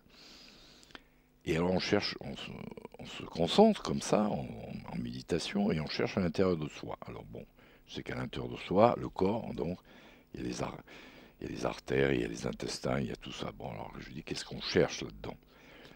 Mais il faudrait inverser la chose. C'est pas Dieu qui est à l'intérieur de moi, c'est moi qui suis en Dieu. Position très différente. Donc c'est un cercle. Et le cercle d'infini, si Dieu existe, peu importe, mais on s'en fout, c'est un concept aussi. Et je suis dans cet infini, dans ce cercle, je suis en Dieu. J'appartiens à lui, puisque c'est lui qui me fait, qui me respire, etc., qui me fait respirer. Tout. Et je n'ai pas besoin de chercher en moi. Et oui, mais tout à l'heure, Mais je suis passé par là aussi. mais tu nous disais tout à l'heure que alors je ne sais plus si tu parlais de Stéphane Jourdain ou si tu nous parlais de quelqu'un d'autre. Je crois que c'est Raman Maharshi justement Ouais. où tu nous disais je suis Dieu. Il nous disait je suis Dieu.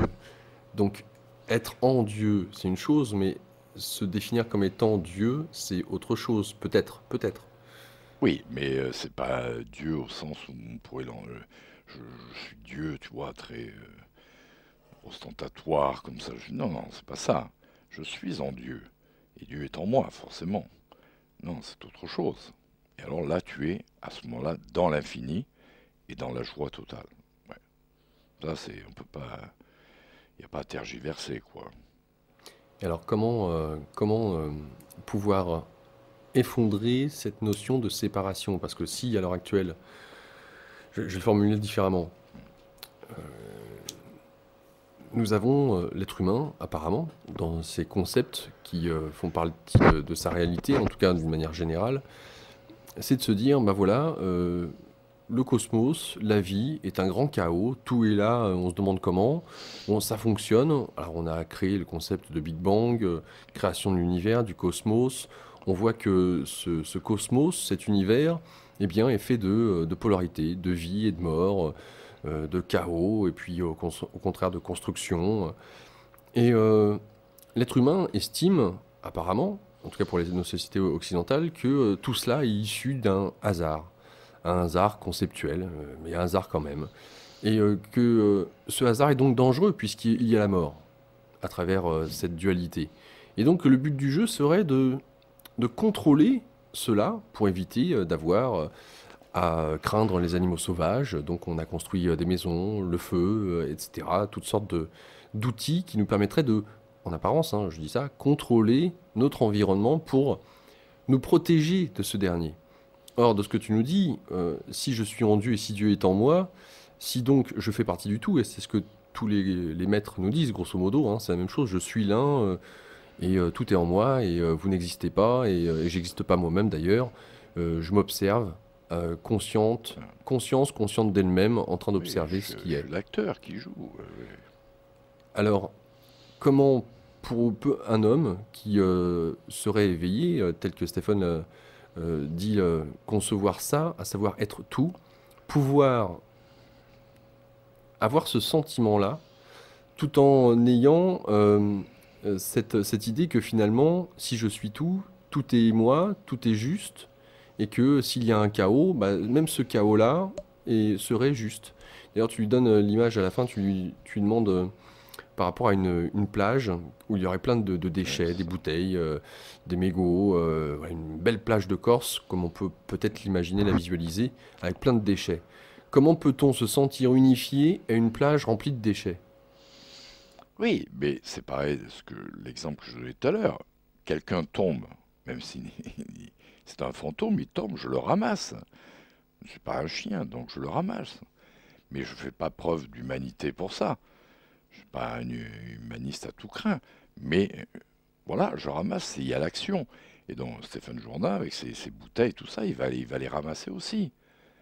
Mais en même temps, bon, ce sont des déchets, comme il disait. Ce sont des déchets. Et finalement, c'est pas un problème.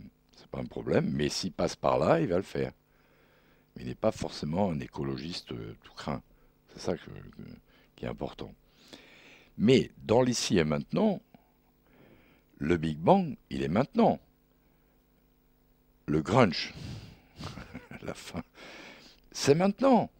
C'est ça le problème. Tant qu'on n'arrive pas à cet ici et maintenant, on ne peut pas comprendre, tu vois, l'idée de chaos, d'ordre, etc. Mais quand on est ici et maintenant, évidemment, quelque part, c'est la verticale. Donc on atteint l'intangible, c'est-à-dire la source, d'où vient. Et la source, elle est impersonnelle d'une certaine manière. Mais la manifestation ici, évidemment, il y a des effets, il y a des causes qui deviennent des effets qui deviennent des causes, etc. On n'en sort pas. Mais la cause de tout ça, la véritable cause est acausale, elle est en dehors de tout ça. C'est ça qu'il faut comprendre. Et quand tu atteins cet ici et maintenant absolu, évidemment, il n'y a plus, comme disait Romain Roland, au-delà du bien et du mal. Tu vois? Tu es au-delà du bien et du mal. Mais ça ne veut pas dire que tu vas faire mal. C'est pas ça. Mais le concept est très différent. Tu vois? Si tu sors pas de ça, tu vas pas pouvoir trouver l'éveil ou quoi que ce soit. Mais la verticalité. Tant que tu es dans des préjugés, des concepts comme ça, moraux, la moraline, comme disait Nietzsche, si tu veux, tu vas être coincé. Tu es obligé de passer par là si tu veux atteindre ça. Il n'y a plus ni bien ni mal. Alors c'est difficile à avaler pour une personne, disons, normale, quoi. Tu vois, parce que bon, il vit toujours. Hein, c'est l'arbre de la connaissance du bien et du mal. Et on vit toujours à travers ça. Et à un moment donné, il faut le comprendre différemment. C'est-à-dire que l'arbre de la connaissance du bien et du mal, elle est très différente. Tu es au-delà. Tu vois. Mais ça ne veut pas dire que tu vas aller tuer quelqu'un. Non, absolument pas. Parce que ça n'a aucun intérêt. Donc tu agis Non, en c'est pas fonction, par humanisme, c'est simplement que ça n'a aucun intérêt. tu agis en fait en fonction de j'allais dire ta programmation ou de tes conditionnements, du rôle pour lequel tu as été écrit pour jouer dans la vie. Voilà, donc il y a des effets, effectivement, et ça, tu les assumes, tu les assumes. Moi, j'ai pas choisi particulièrement d'être éditeur dans ma vie ou des choses comme ça. Bon, à un moment donné, j'ai fait du théâtre, bon, bah, très bien. Après, je quitte, je fais du yoga, tout ça, je quitte à nouveau. Après, je fais de l'édition, bon, mais... Et bon,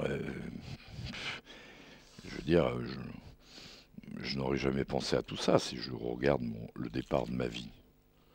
Alors, qu'est-ce que c'est tout ça? Alors, je dirais pas que...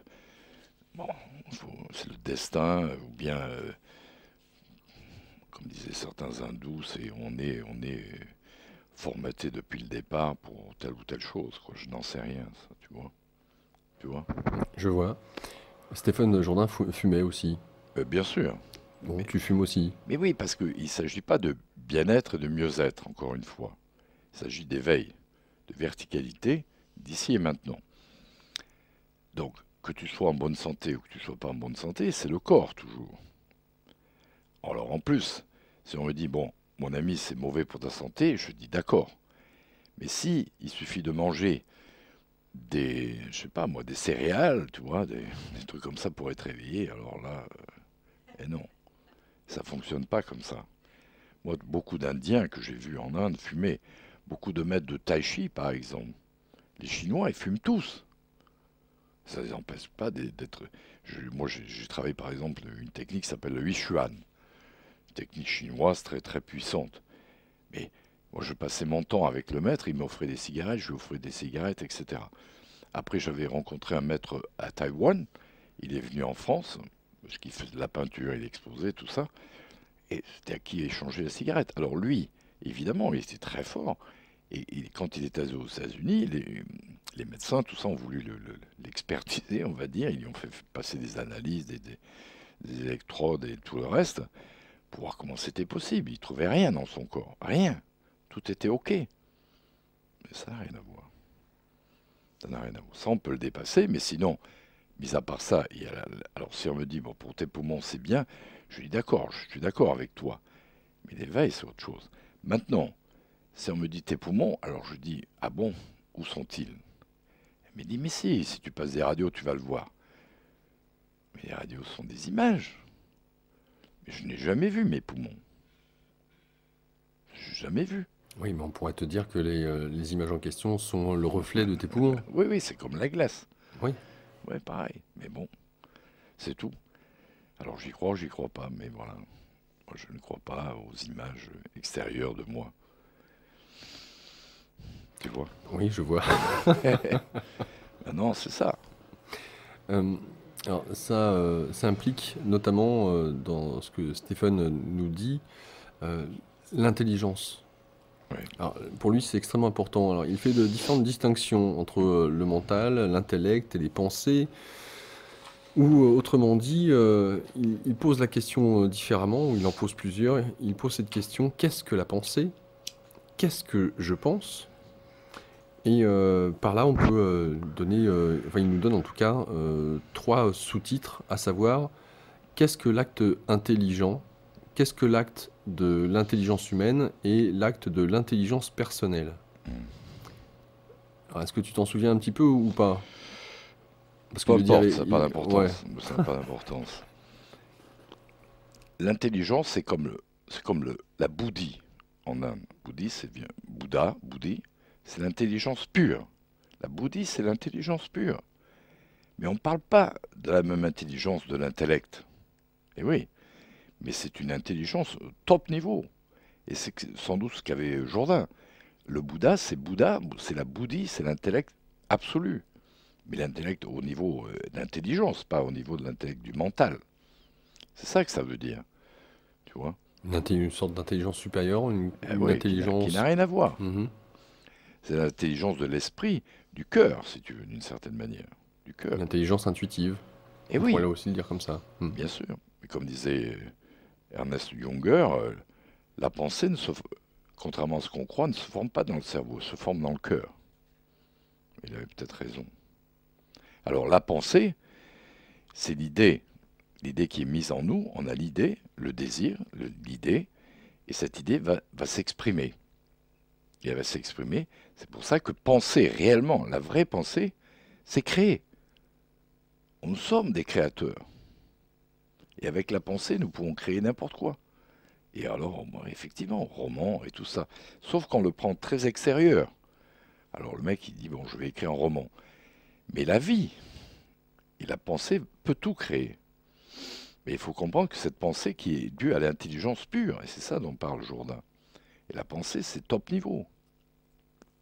Oui, il est Alors clair les que. gens te disent tout le temps, il faut méditer pour ne plus penser. Mais c'est abruti, enfin mon avis. C'est un peu ahuri, tu deviens un ectoplasme, je ne sais pas comment dire. Ton cerveau, il travaille plus, tu vois. Et non, au contraire, il faut faire travailler.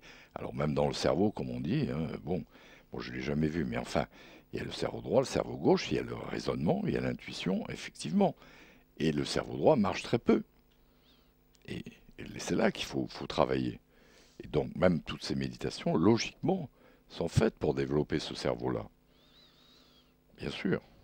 Mais alors, les pensées, dans le cadre de la méditation, sans pour autant annihiler les pensées, euh, on peut constater qu'elles surgissent et qu'il y a une présence qui observe qu'il y a des pensées.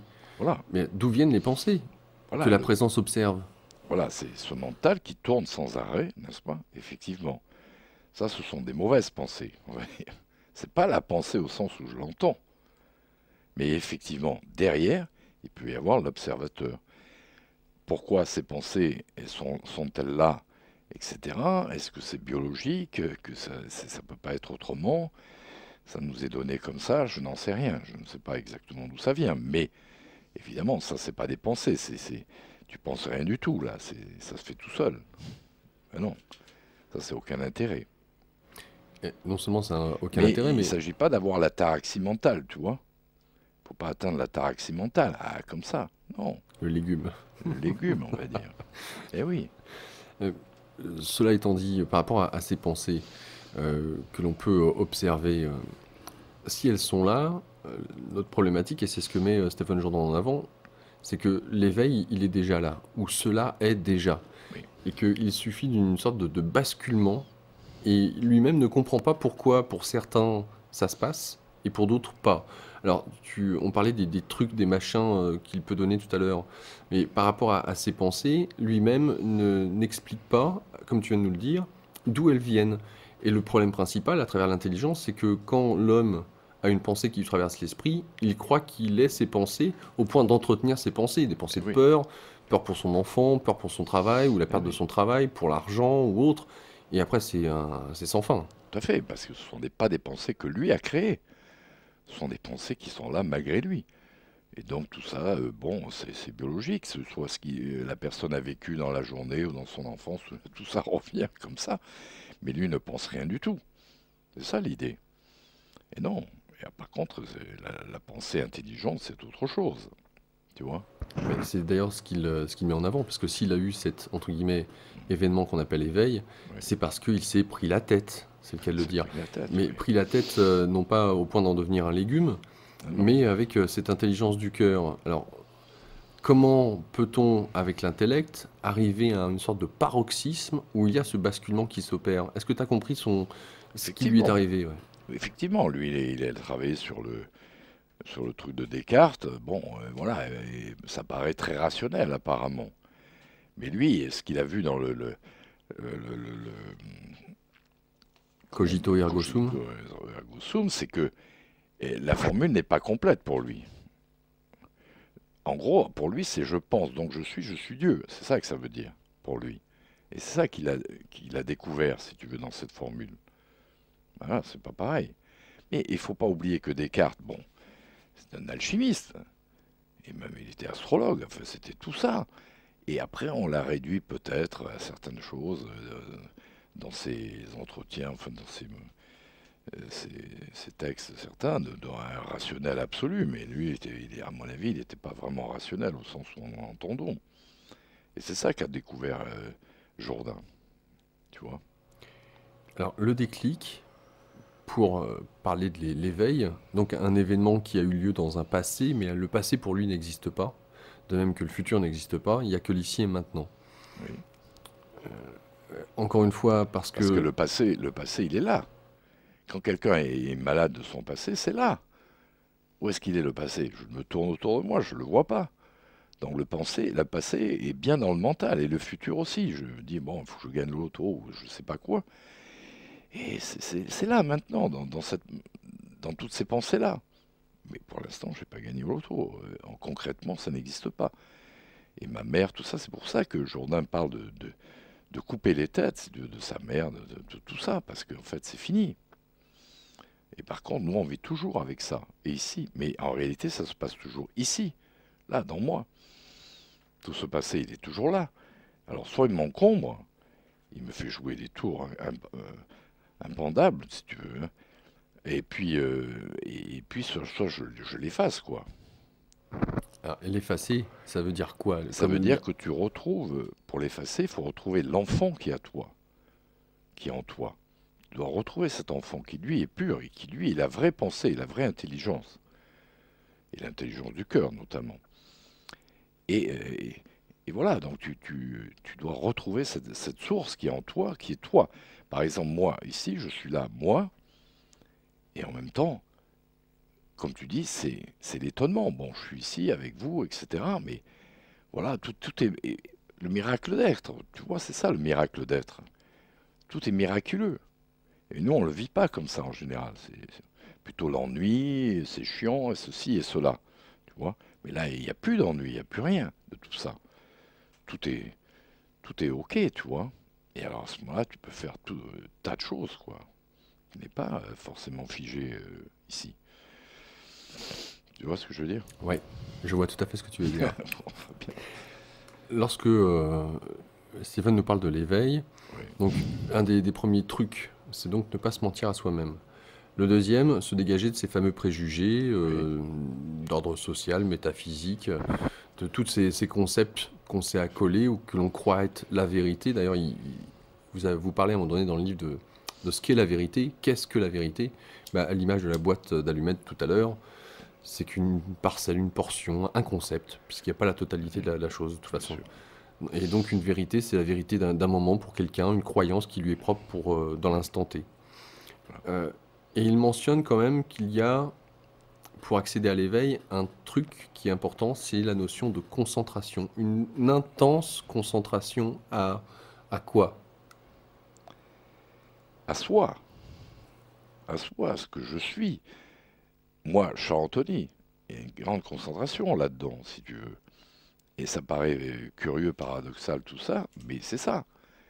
Il y a moi, il n'y a que moi. Donc je suis concentré là-dessus. Et donc à ce moment-là, c'est... Effectivement, toi tu es là. Bon, je te vois, tu existes pour moi. Mais tout à l'heure, j'étais au café. Il a disparu. Ça a disparu, ça n'existe plus. Je ne sais même pas s'il y a un café là-bas. Bon, avec ma mémoire, que je suis pas trop imbécile, et si on me pose la question, y a-t-il un café là-bas? Je dis oui. Tu vois, c'est là le jeu. Mais en réalité, la vraie réalité, c'est que je ne sais pas. Je ne sais pas. C'est toujours annihiler, dès qu'il y a eu l'expérience de l'instant présent, Bien sûr. annihiler ce qui vient de se passer, Voilà. de façon à tout remettre à neuf à chaque fois dans l'instant présent, ici et maintenant. C'est maintenant. Et le particulier, c'est-à-dire que toi, tu es là avec moi, tu parles avec moi. Ok. Mais pas le général. Les autres dans la rue, je sais pas. Je sais pas. Mais nous sommes dans une société qui évite ça. Hein, puisque si tu prends la télé, par exemple, elle va te Crise parler économique, politique, à des kilomètres, des environnementale. kilomètres. Quand tu étais dans un village en Corse à l'époque, moi j'étais petit, il n'y avait ni électricité, ni gaz, ni eau, ni rien. Et les gens venaient se rassembler dans certaines maisons, etc. Et tu savais pas le village qui était à 3 kilomètres ce qui se passait. Tu t'en foutais, c'était pas ton problème, quoi. Ici, loin devient notre problème et près, on ramasse pas la personne qui tombe. Si un mec tombe, il est un peu amoché, et il prend un taxi, le taxi le prend pas, de peur de salir son- Son taxi. ouais, Et suite à ce que tu viens de nous dire, de ceux et celles qui nous écoutent, dire oui, mais ça implique quoi? Parce que autant Steven nous disait l'humanité avec un grand H n'existe pas, qu'il n'y a que là, de ce qui se présente ici maintenant pour moi, le corps, l'organisme mental, Charles Anthony, Laurent, les personnes présentes bien sûr, éventuellement ici. Mais bon, nous sommes sur une planète, apparemment, qui n'existerait pas. Je joue sur les deux bien sûr, côtés, hein. Et puis avec des Indiens en Amazonie qui nous disent bon bah là, déforestation, si nous on meurt, vous mourrez tous. Donc c'est aussi de votre responsabilité, là où vous êtes, quoi que vous fassiez, mais de prendre en considération que la nature est importante. bien sûr. Donc en admettant qu'eux n'existent pas, puisqu'ils ne sont pas dans ma réalité, est-ce pour autant que je ne dois rien en faire? Et non, et non.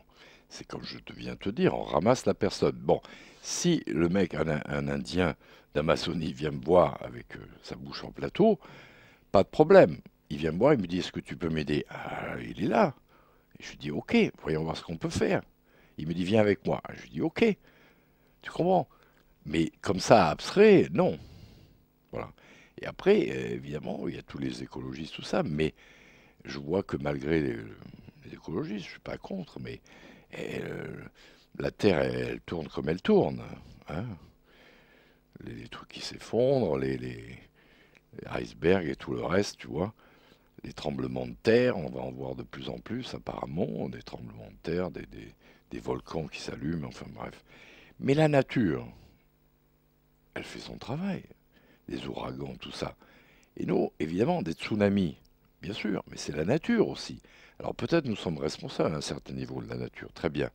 Mais la nature, après, elle se révolte peut-être, et elle fait son travail. Et nous, ce que nous avons peur, c'est de nous, en disant, ouais, mais nous, on risque de disparaître, mais c'est toujours notre ego, finalement. Hein. Un tsunami arrive, terminé. Mais la nature fait son travail. Et on ne peut pas aller contre la nature. On ne peut pas dire, ah, c'est pas bien, un volcan, un tremblement de terre, c'est pas bien. Tu vois, c'est là le bien et le mal. Alors, Il faut le comprendre. alors, est-ce qu'il y a, dans cette notion du bien et du mal, est-ce que, puisque finalement il n'y a pas de bien, il n'y a pas de mal, dans cette idée de désidentification, que tout est juste, est-ce une raison pour ne pas faire de nouvelles technologies pour faire en Non, sorte de dépolluer ou de quoi que ce soit d'autre? non, mais bien sûr. De la même manière que peut-être des gens comme René Guénon, à une certaine époque, ils n'avaient pas les moyens de prendre un avion, ça n'existait pas, ou je ne sais pas. Et ils ne sont pas allés en Inde, malgré qu'ils ont écrit beaucoup sur l'Inde. Moi, j'ai eu cet avantage de pouvoir aller grâce aux avions. Et je ne vais pas me dire que je ne vais pas prendre l'avion. Je ne vais pas me dire que je travaille pas sur un ordinateur. Donc, tout ça. Mais je n'en fais pas une totalité. Tu vois? Un avion, c'est bien. Un ordinateur, c'est impeccable. Internet, c'est magnifique. Mais alors, il faut savoir s'en servir. C'est toujours pareil. Et si tu tombes dedans, comme beaucoup de jeunes maintenant, je parle notamment de mon fils, tout ça, ils sont complètement plongés là-dedans. Bon, ben voilà, c'est autre chose qui est en train de s'installer. Mais je ne suis pas contre. Tout dépend ce que tu en fais et comment tu le fais Ah, mais aussi. ça, c'est subjectif, ça dépend de tout à chacun, Oui, puisqu'il n'y a pas de bien, il n'y a pas de mal dans cette idée non, d'universalité. Quand tu parles de ton fils et de la vision peut-être que tu peux avoir de l'instant présent, avec des outils qui ne sont pas forcément les tiens, ou une appréhension du monde qui n'est pas la tienne. oui, Euh, mais j'accepte ce qu'il fait.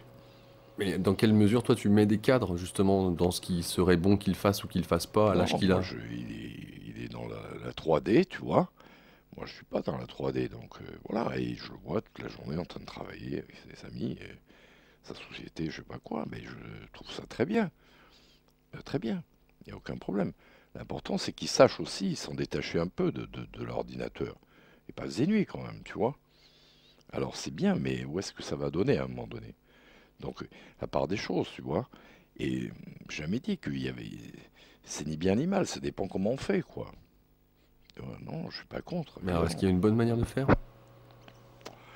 Bien sûr qu'il y a une manière de faire, et la seule manière de faire, c'est que de se servir tout ça, mais savoir en même temps où tu es, toi, pas disparaître. Quand tu dis le toi, tu parles de cette unicité, la source de cette connexion Ben, avec l'enfant intérieur? mais voilà. Et sinon, tu vas disparaître dans le.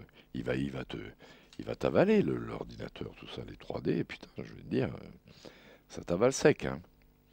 Cameron, tout ça, c'est très bien, mais voilà. Et il faut savoir que toi, tu es encore là. Et à ce moment-là, il n'y a pas de problème.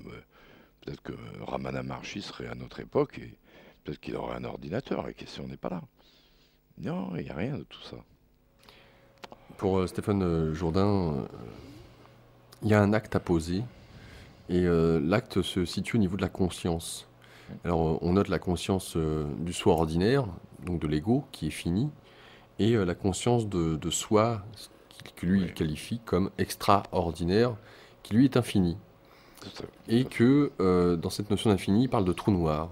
J'ai trouvé intéressante l'image du trou noir, de ce vortex Oui, qui aspire la lumière, enfin, de ce qu'on croit Oui, être. oui. Euh, et dans ce sens-là, il y a vraiment cette notion de l'extraordinaire, ou on va dire de l'ordinaire, que je trouve inclus dans l'extraordinaire. Oui, Et en fait, de ce que tu nous en dis et de ce que dit Stéphane, c'est que il y a cette identification à cet être ordinaire qui en a oublié cette part extraordinaire qui n'est pas uniquement assujettie à son corps ou ce que oui. Mais l'être. cette part extraordinaire est ordinaire. Et nous sommes dans un monde où tout le monde veut être extraordinaire. Alors, il suffit d'ouvrir la télé, après tu vois bon, des émissions, je ne sais pas, où ils chantent, ils gagnent des prix, tu sais, tout ça. Bon, ça, c'est. Tout le monde veut être extraordinaire à notre époque. Et Être être reconnu. reconnu, voilà. À la Et télé, si tu passes pas à la télé, t'es reconnu, t'es pas voilà, et reconnu. montrer qui je suis, enfin, ce qu'ils pensent être en tous les cas. Et donc voilà, alors que l'homme ordinaire est de plus en plus rare. Alors, il devient, par ce fait, extraordinaire. Mais en fait, il est de plus en plus ordinaire. Mais il est par ce fait extraordinaire, parce que à l'extérieur, c'est bon, c'est Steve Jobs et tout le reste. Je n'ai rien contre, hein. Mais tout le monde, bon, s'identifie à ces choses-là. Tout le monde veut devenir Steve Jobs, et tout le monde veut devenir Millionnaire. Star Academy, un millionnaire et tout le reste. Et donc maintenant, je demande à quelqu'un qu'est-ce que tu veux devenir. Moi, je veux devenir millionnaire. Ah bon, c'est bien, mais c'est abstrait. Ça veut rien dire, c'est du papier, ça n'existe pas. Donc c'est encore le mec me dit, je veux écrire pour avoir le prix Goncourt. Encore, c'est déjà mieux, un peu plus concret. Mais milliardaire, tout ça, c'est, ouais, on ne sait pas. Tu vois, alors tout ça, c'est de l'abstrait, quoi. La légèreté du je suis, ou à l'image que tu viens de dire, eh bien, rien n'a changé, mais pourtant, et tout a changé. Oui, C'est une sorte de non-événement. Et c'est ça c'est ça qui est qui est ordinaire. extraordinaire. Eh oui, c'est ordinaire. C'est qu'on l'a déjà là, mais qu'on n'arrive pas à le réaliser, comme s'il y avait un voile. Et pourtant, c'est là, c'est ça. C'est ça. Nous sommes ça. Et pourtant, extrêmement difficile de passer, de franchir ce Oui. petit truc.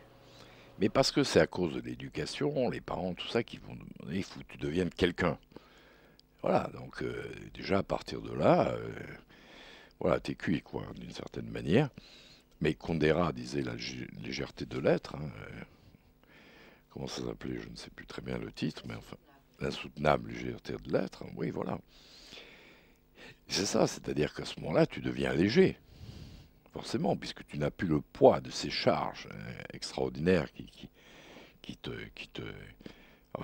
t'engoncent, quoi, comme ça, et tu peux plus bouger, quoi, tu vois. Et la légèreté de l'être, c'est comme l'enfant. Tu deviens vraiment, voilà, comme un enfant, d'une certaine manière. Et tu vois Ramana Maharshi, je sais pas si tu as vu en vidéo, tout ça, mais c'est léger, il fait pas il fait rien de spécial, il fait pas d'effort, rien, rien, rien, tu vois.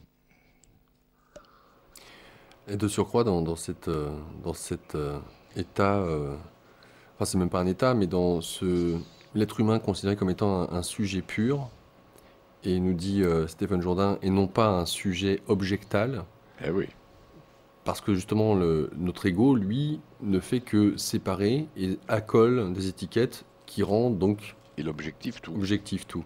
Eh oui, Et de ce que nous dit Stéphane, c'est que nous sommes sujets, mais pas seulement nous en tant que ce que l'on croit être notre corps, mais ce qui est à l'extérieur aussi est sujet.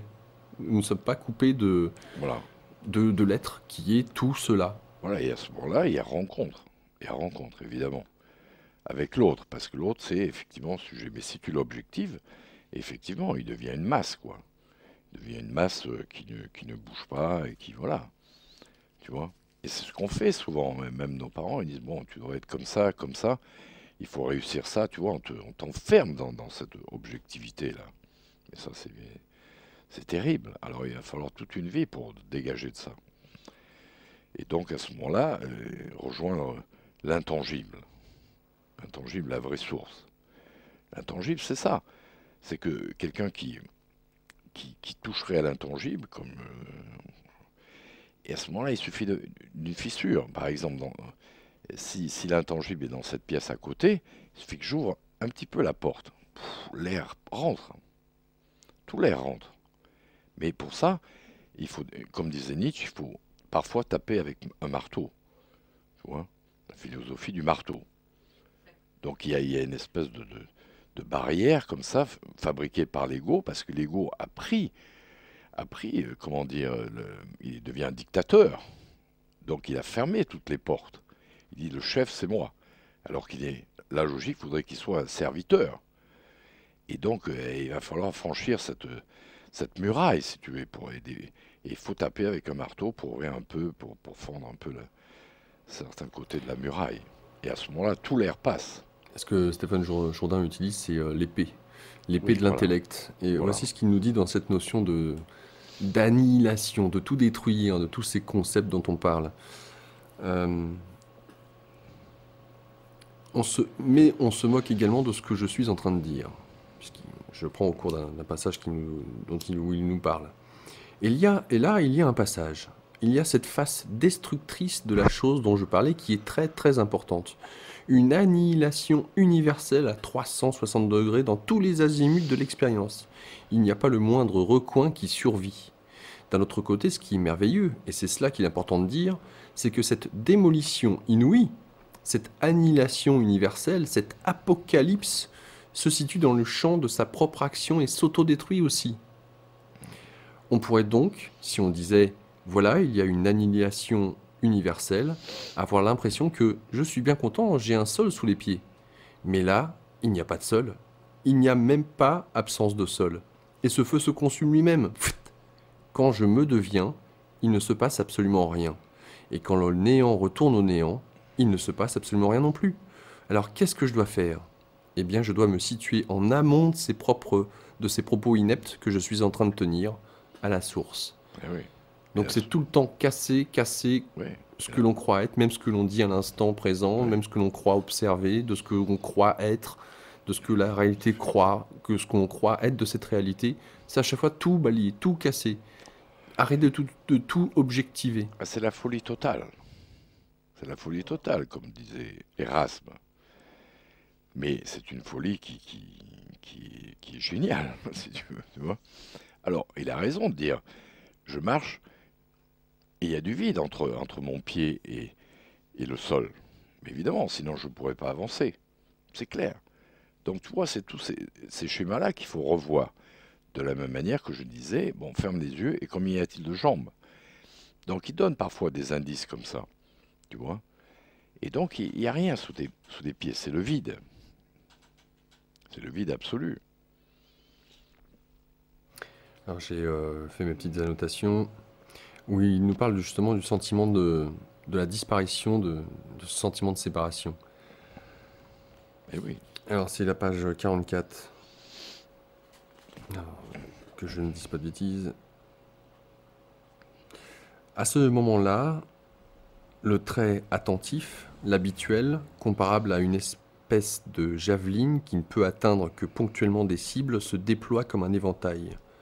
Tout d'un coup, on fait attention à tout en même temps et l'infinité, la submergente richesse de l'univers nous atteint de plein fouet.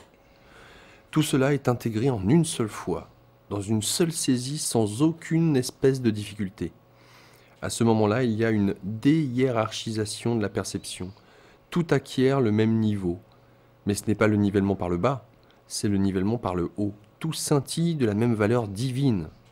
Ce cendrier, ce petit objet étrange, les différents mégots que j'y ai écrasés, la frange du tapis, les moindres détails acquièrent une valeur inouïe et atteignent directement notre âme. Oui, La possibilité de s'émerveiller c'est d'ici merveilleux. Bon, et regarde, maintenant. moi je suis assis là, sur un fauteuil. Je devrais presque le remercier, on va dire. Hein? Sinon, je ne pourrais pas être assis confortablement. Donc, tout objet est comme ça en réalité, mais on ne le voit pas. Tout objet me sert. C'est magnifique. Je ne sais pas si c'est vivant ou pas, mais enfin, en tous les cas, c'est là et tout me sert. Le cendrier, etc. Et c'est incroyable. C'est incroyable. On devrait presque dire merci tout le temps. Merci au cendrier, merci, tu vois, aux toilettes là-bas quand je vais aux toilettes. Tout ça, c'est magnifique. Donc lui, il s'émerveille de tout ça. Et c'est logique.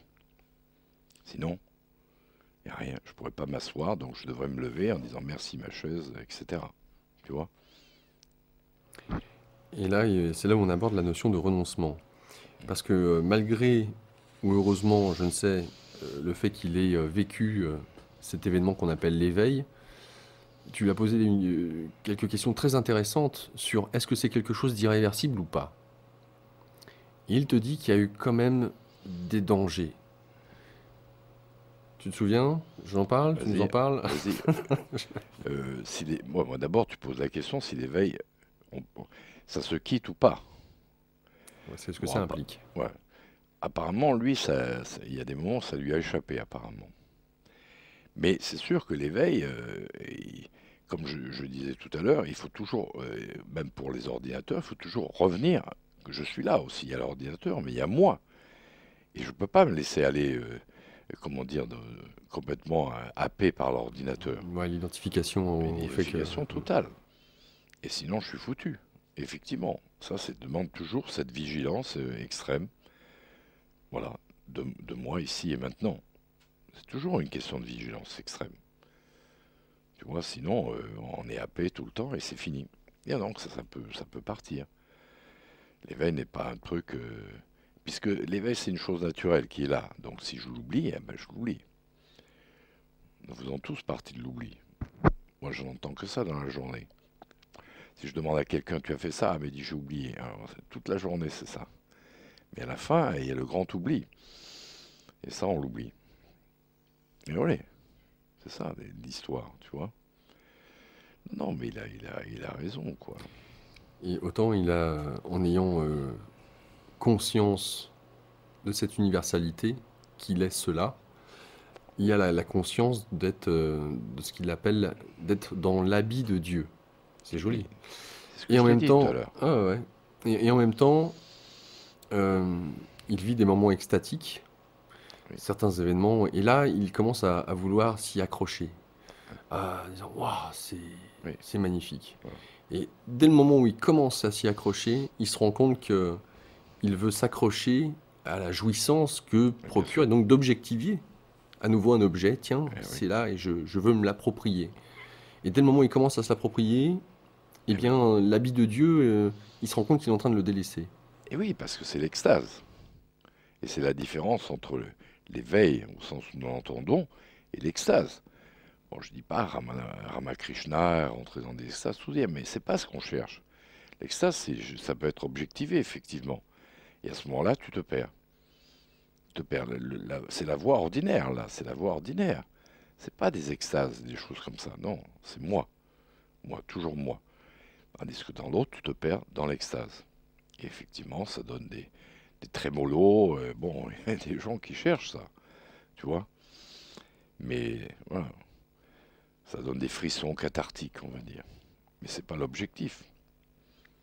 Et donc, et c'est ça, il fait bien la différence entre extase et éveil, hein, Et bien sûr. il a eu l'occasion de rencontrer différentes personnes qui sont venues le voir et qui lui font part de ces états qu'ils ont vécus. Oui, Et l'écueil, nous dit-il, c'est justement pour ces malheureux chercheurs qui viennent et qui sont dans le souvenir de oui, ces états et qu'ils recherchent désespérément à pouvoir y atteindre parce qu'ils se disent que c'est là que se trouve l'éveil. oui, oui, c'est classique, hein. C'est classique, le nombre de gens qui veulent retrouver un état heureux ou je ne sais pas quoi, d'extase, etc. Donc beaucoup de gens cherchent ça. Alors évidemment, tant qu'ils reviennent pas là-dessus, ils sont malheureux, tout ça.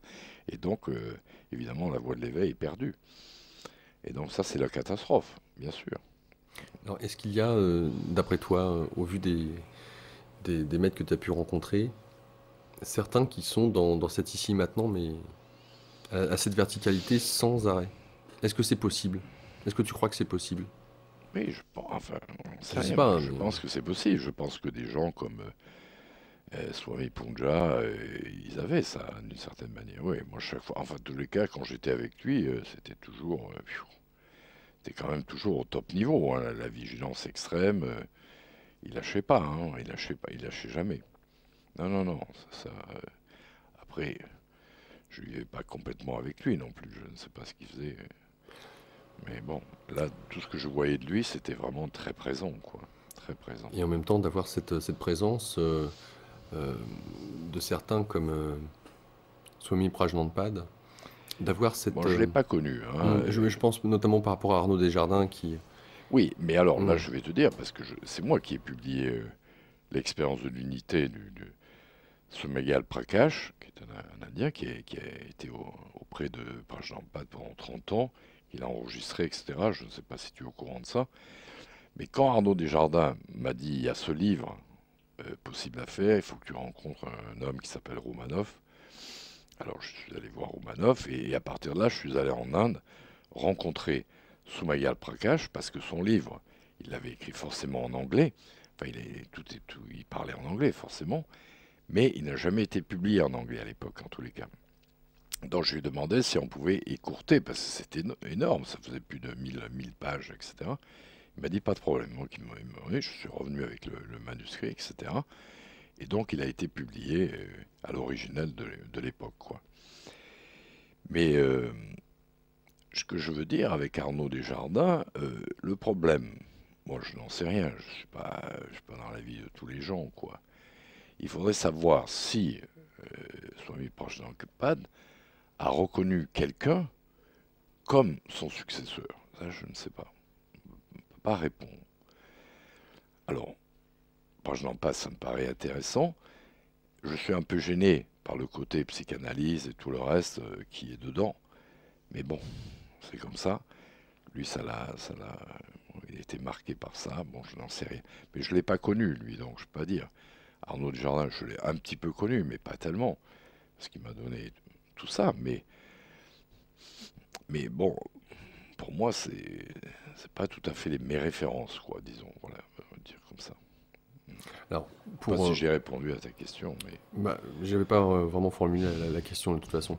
On va avoir l'occasion de faire une respiration musicale, mais pour clore là-dessus, de certains maîtres qui, se prenant pour Dieu, si je puis dire ça comme ça, et qui effectivement utilisent des termes en disant d'accorder sa grâce. J'accorde ma grâce. Et encore une fois, de cette idée de es-tu prêt à l'accueillir? C'est quelque chose qui peut paraître totalement égocentrique pour le coup. D'un autre côté, tu nous disais tout à l'heure, mais il n'y a que moi, ou il n'y a que celui qui est là, ici, maintenant. Donc, quand on arrive peut-être à maintenir sa présence dans cet ici, maintenant, avec une acuité, une présence où il n'y a pas de retour en arrière, si je puis dire, au point de se considérer comme Dieu et au point peut-être de faire des miracles. Padre Pio était doué de bilocation, par exemple. Moi, j'ai connu aussi Sai Baba et tout le reste. J'ai connu tout ça, j'ai vu faire. Et c'est bien, mais moi, là-dedans, qu'est-ce que je fous? C'était ça que je m'étais posé. J'ai connu aussi Rajneesh, tout ça, il était très puissant. Je veux dire, avoir 60 Rolls-Royce, c'est pas donné à tout le monde, on va dire. Mais je voyais pas ce qu'il pouvait faire pour moi, quoi. Et puis, bon, je sais qu'il tapait sur le front pour réveiller les gens. Bon, enfin, bon, c'est pas mon truc, quoi. Moi, je préfère quelqu'un qui me dit essaye ça, essaye, et voilà. Tu vois, plutôt vis-à-vis de moi-même. Parce que toujours l'histoire est toujours la même. C'est que c'est pas de donner des richesses aux gens, c'est de faire découvrir leur propre richesse à eux-mêmes. C'est très différent. C'est très différent, ça. Vous êtes à l'écoute de la radio Ici Maintenant sur 95.2 Paris Île-de-France, ici maintenant.com pour nous écouter, nous regarder via Internet. Le magazine Énergie Positive ce soir avec Charles Anthony, éditeur des éditions Charles Anthony, l'originel, pour parler de ce livre de Stéphane Jourdain, Le miracle d'être. Une interview, entretien réalisé avec Charles et Stéphane. On va faire une petite respiration musicale, on se retrouve d'ici quelques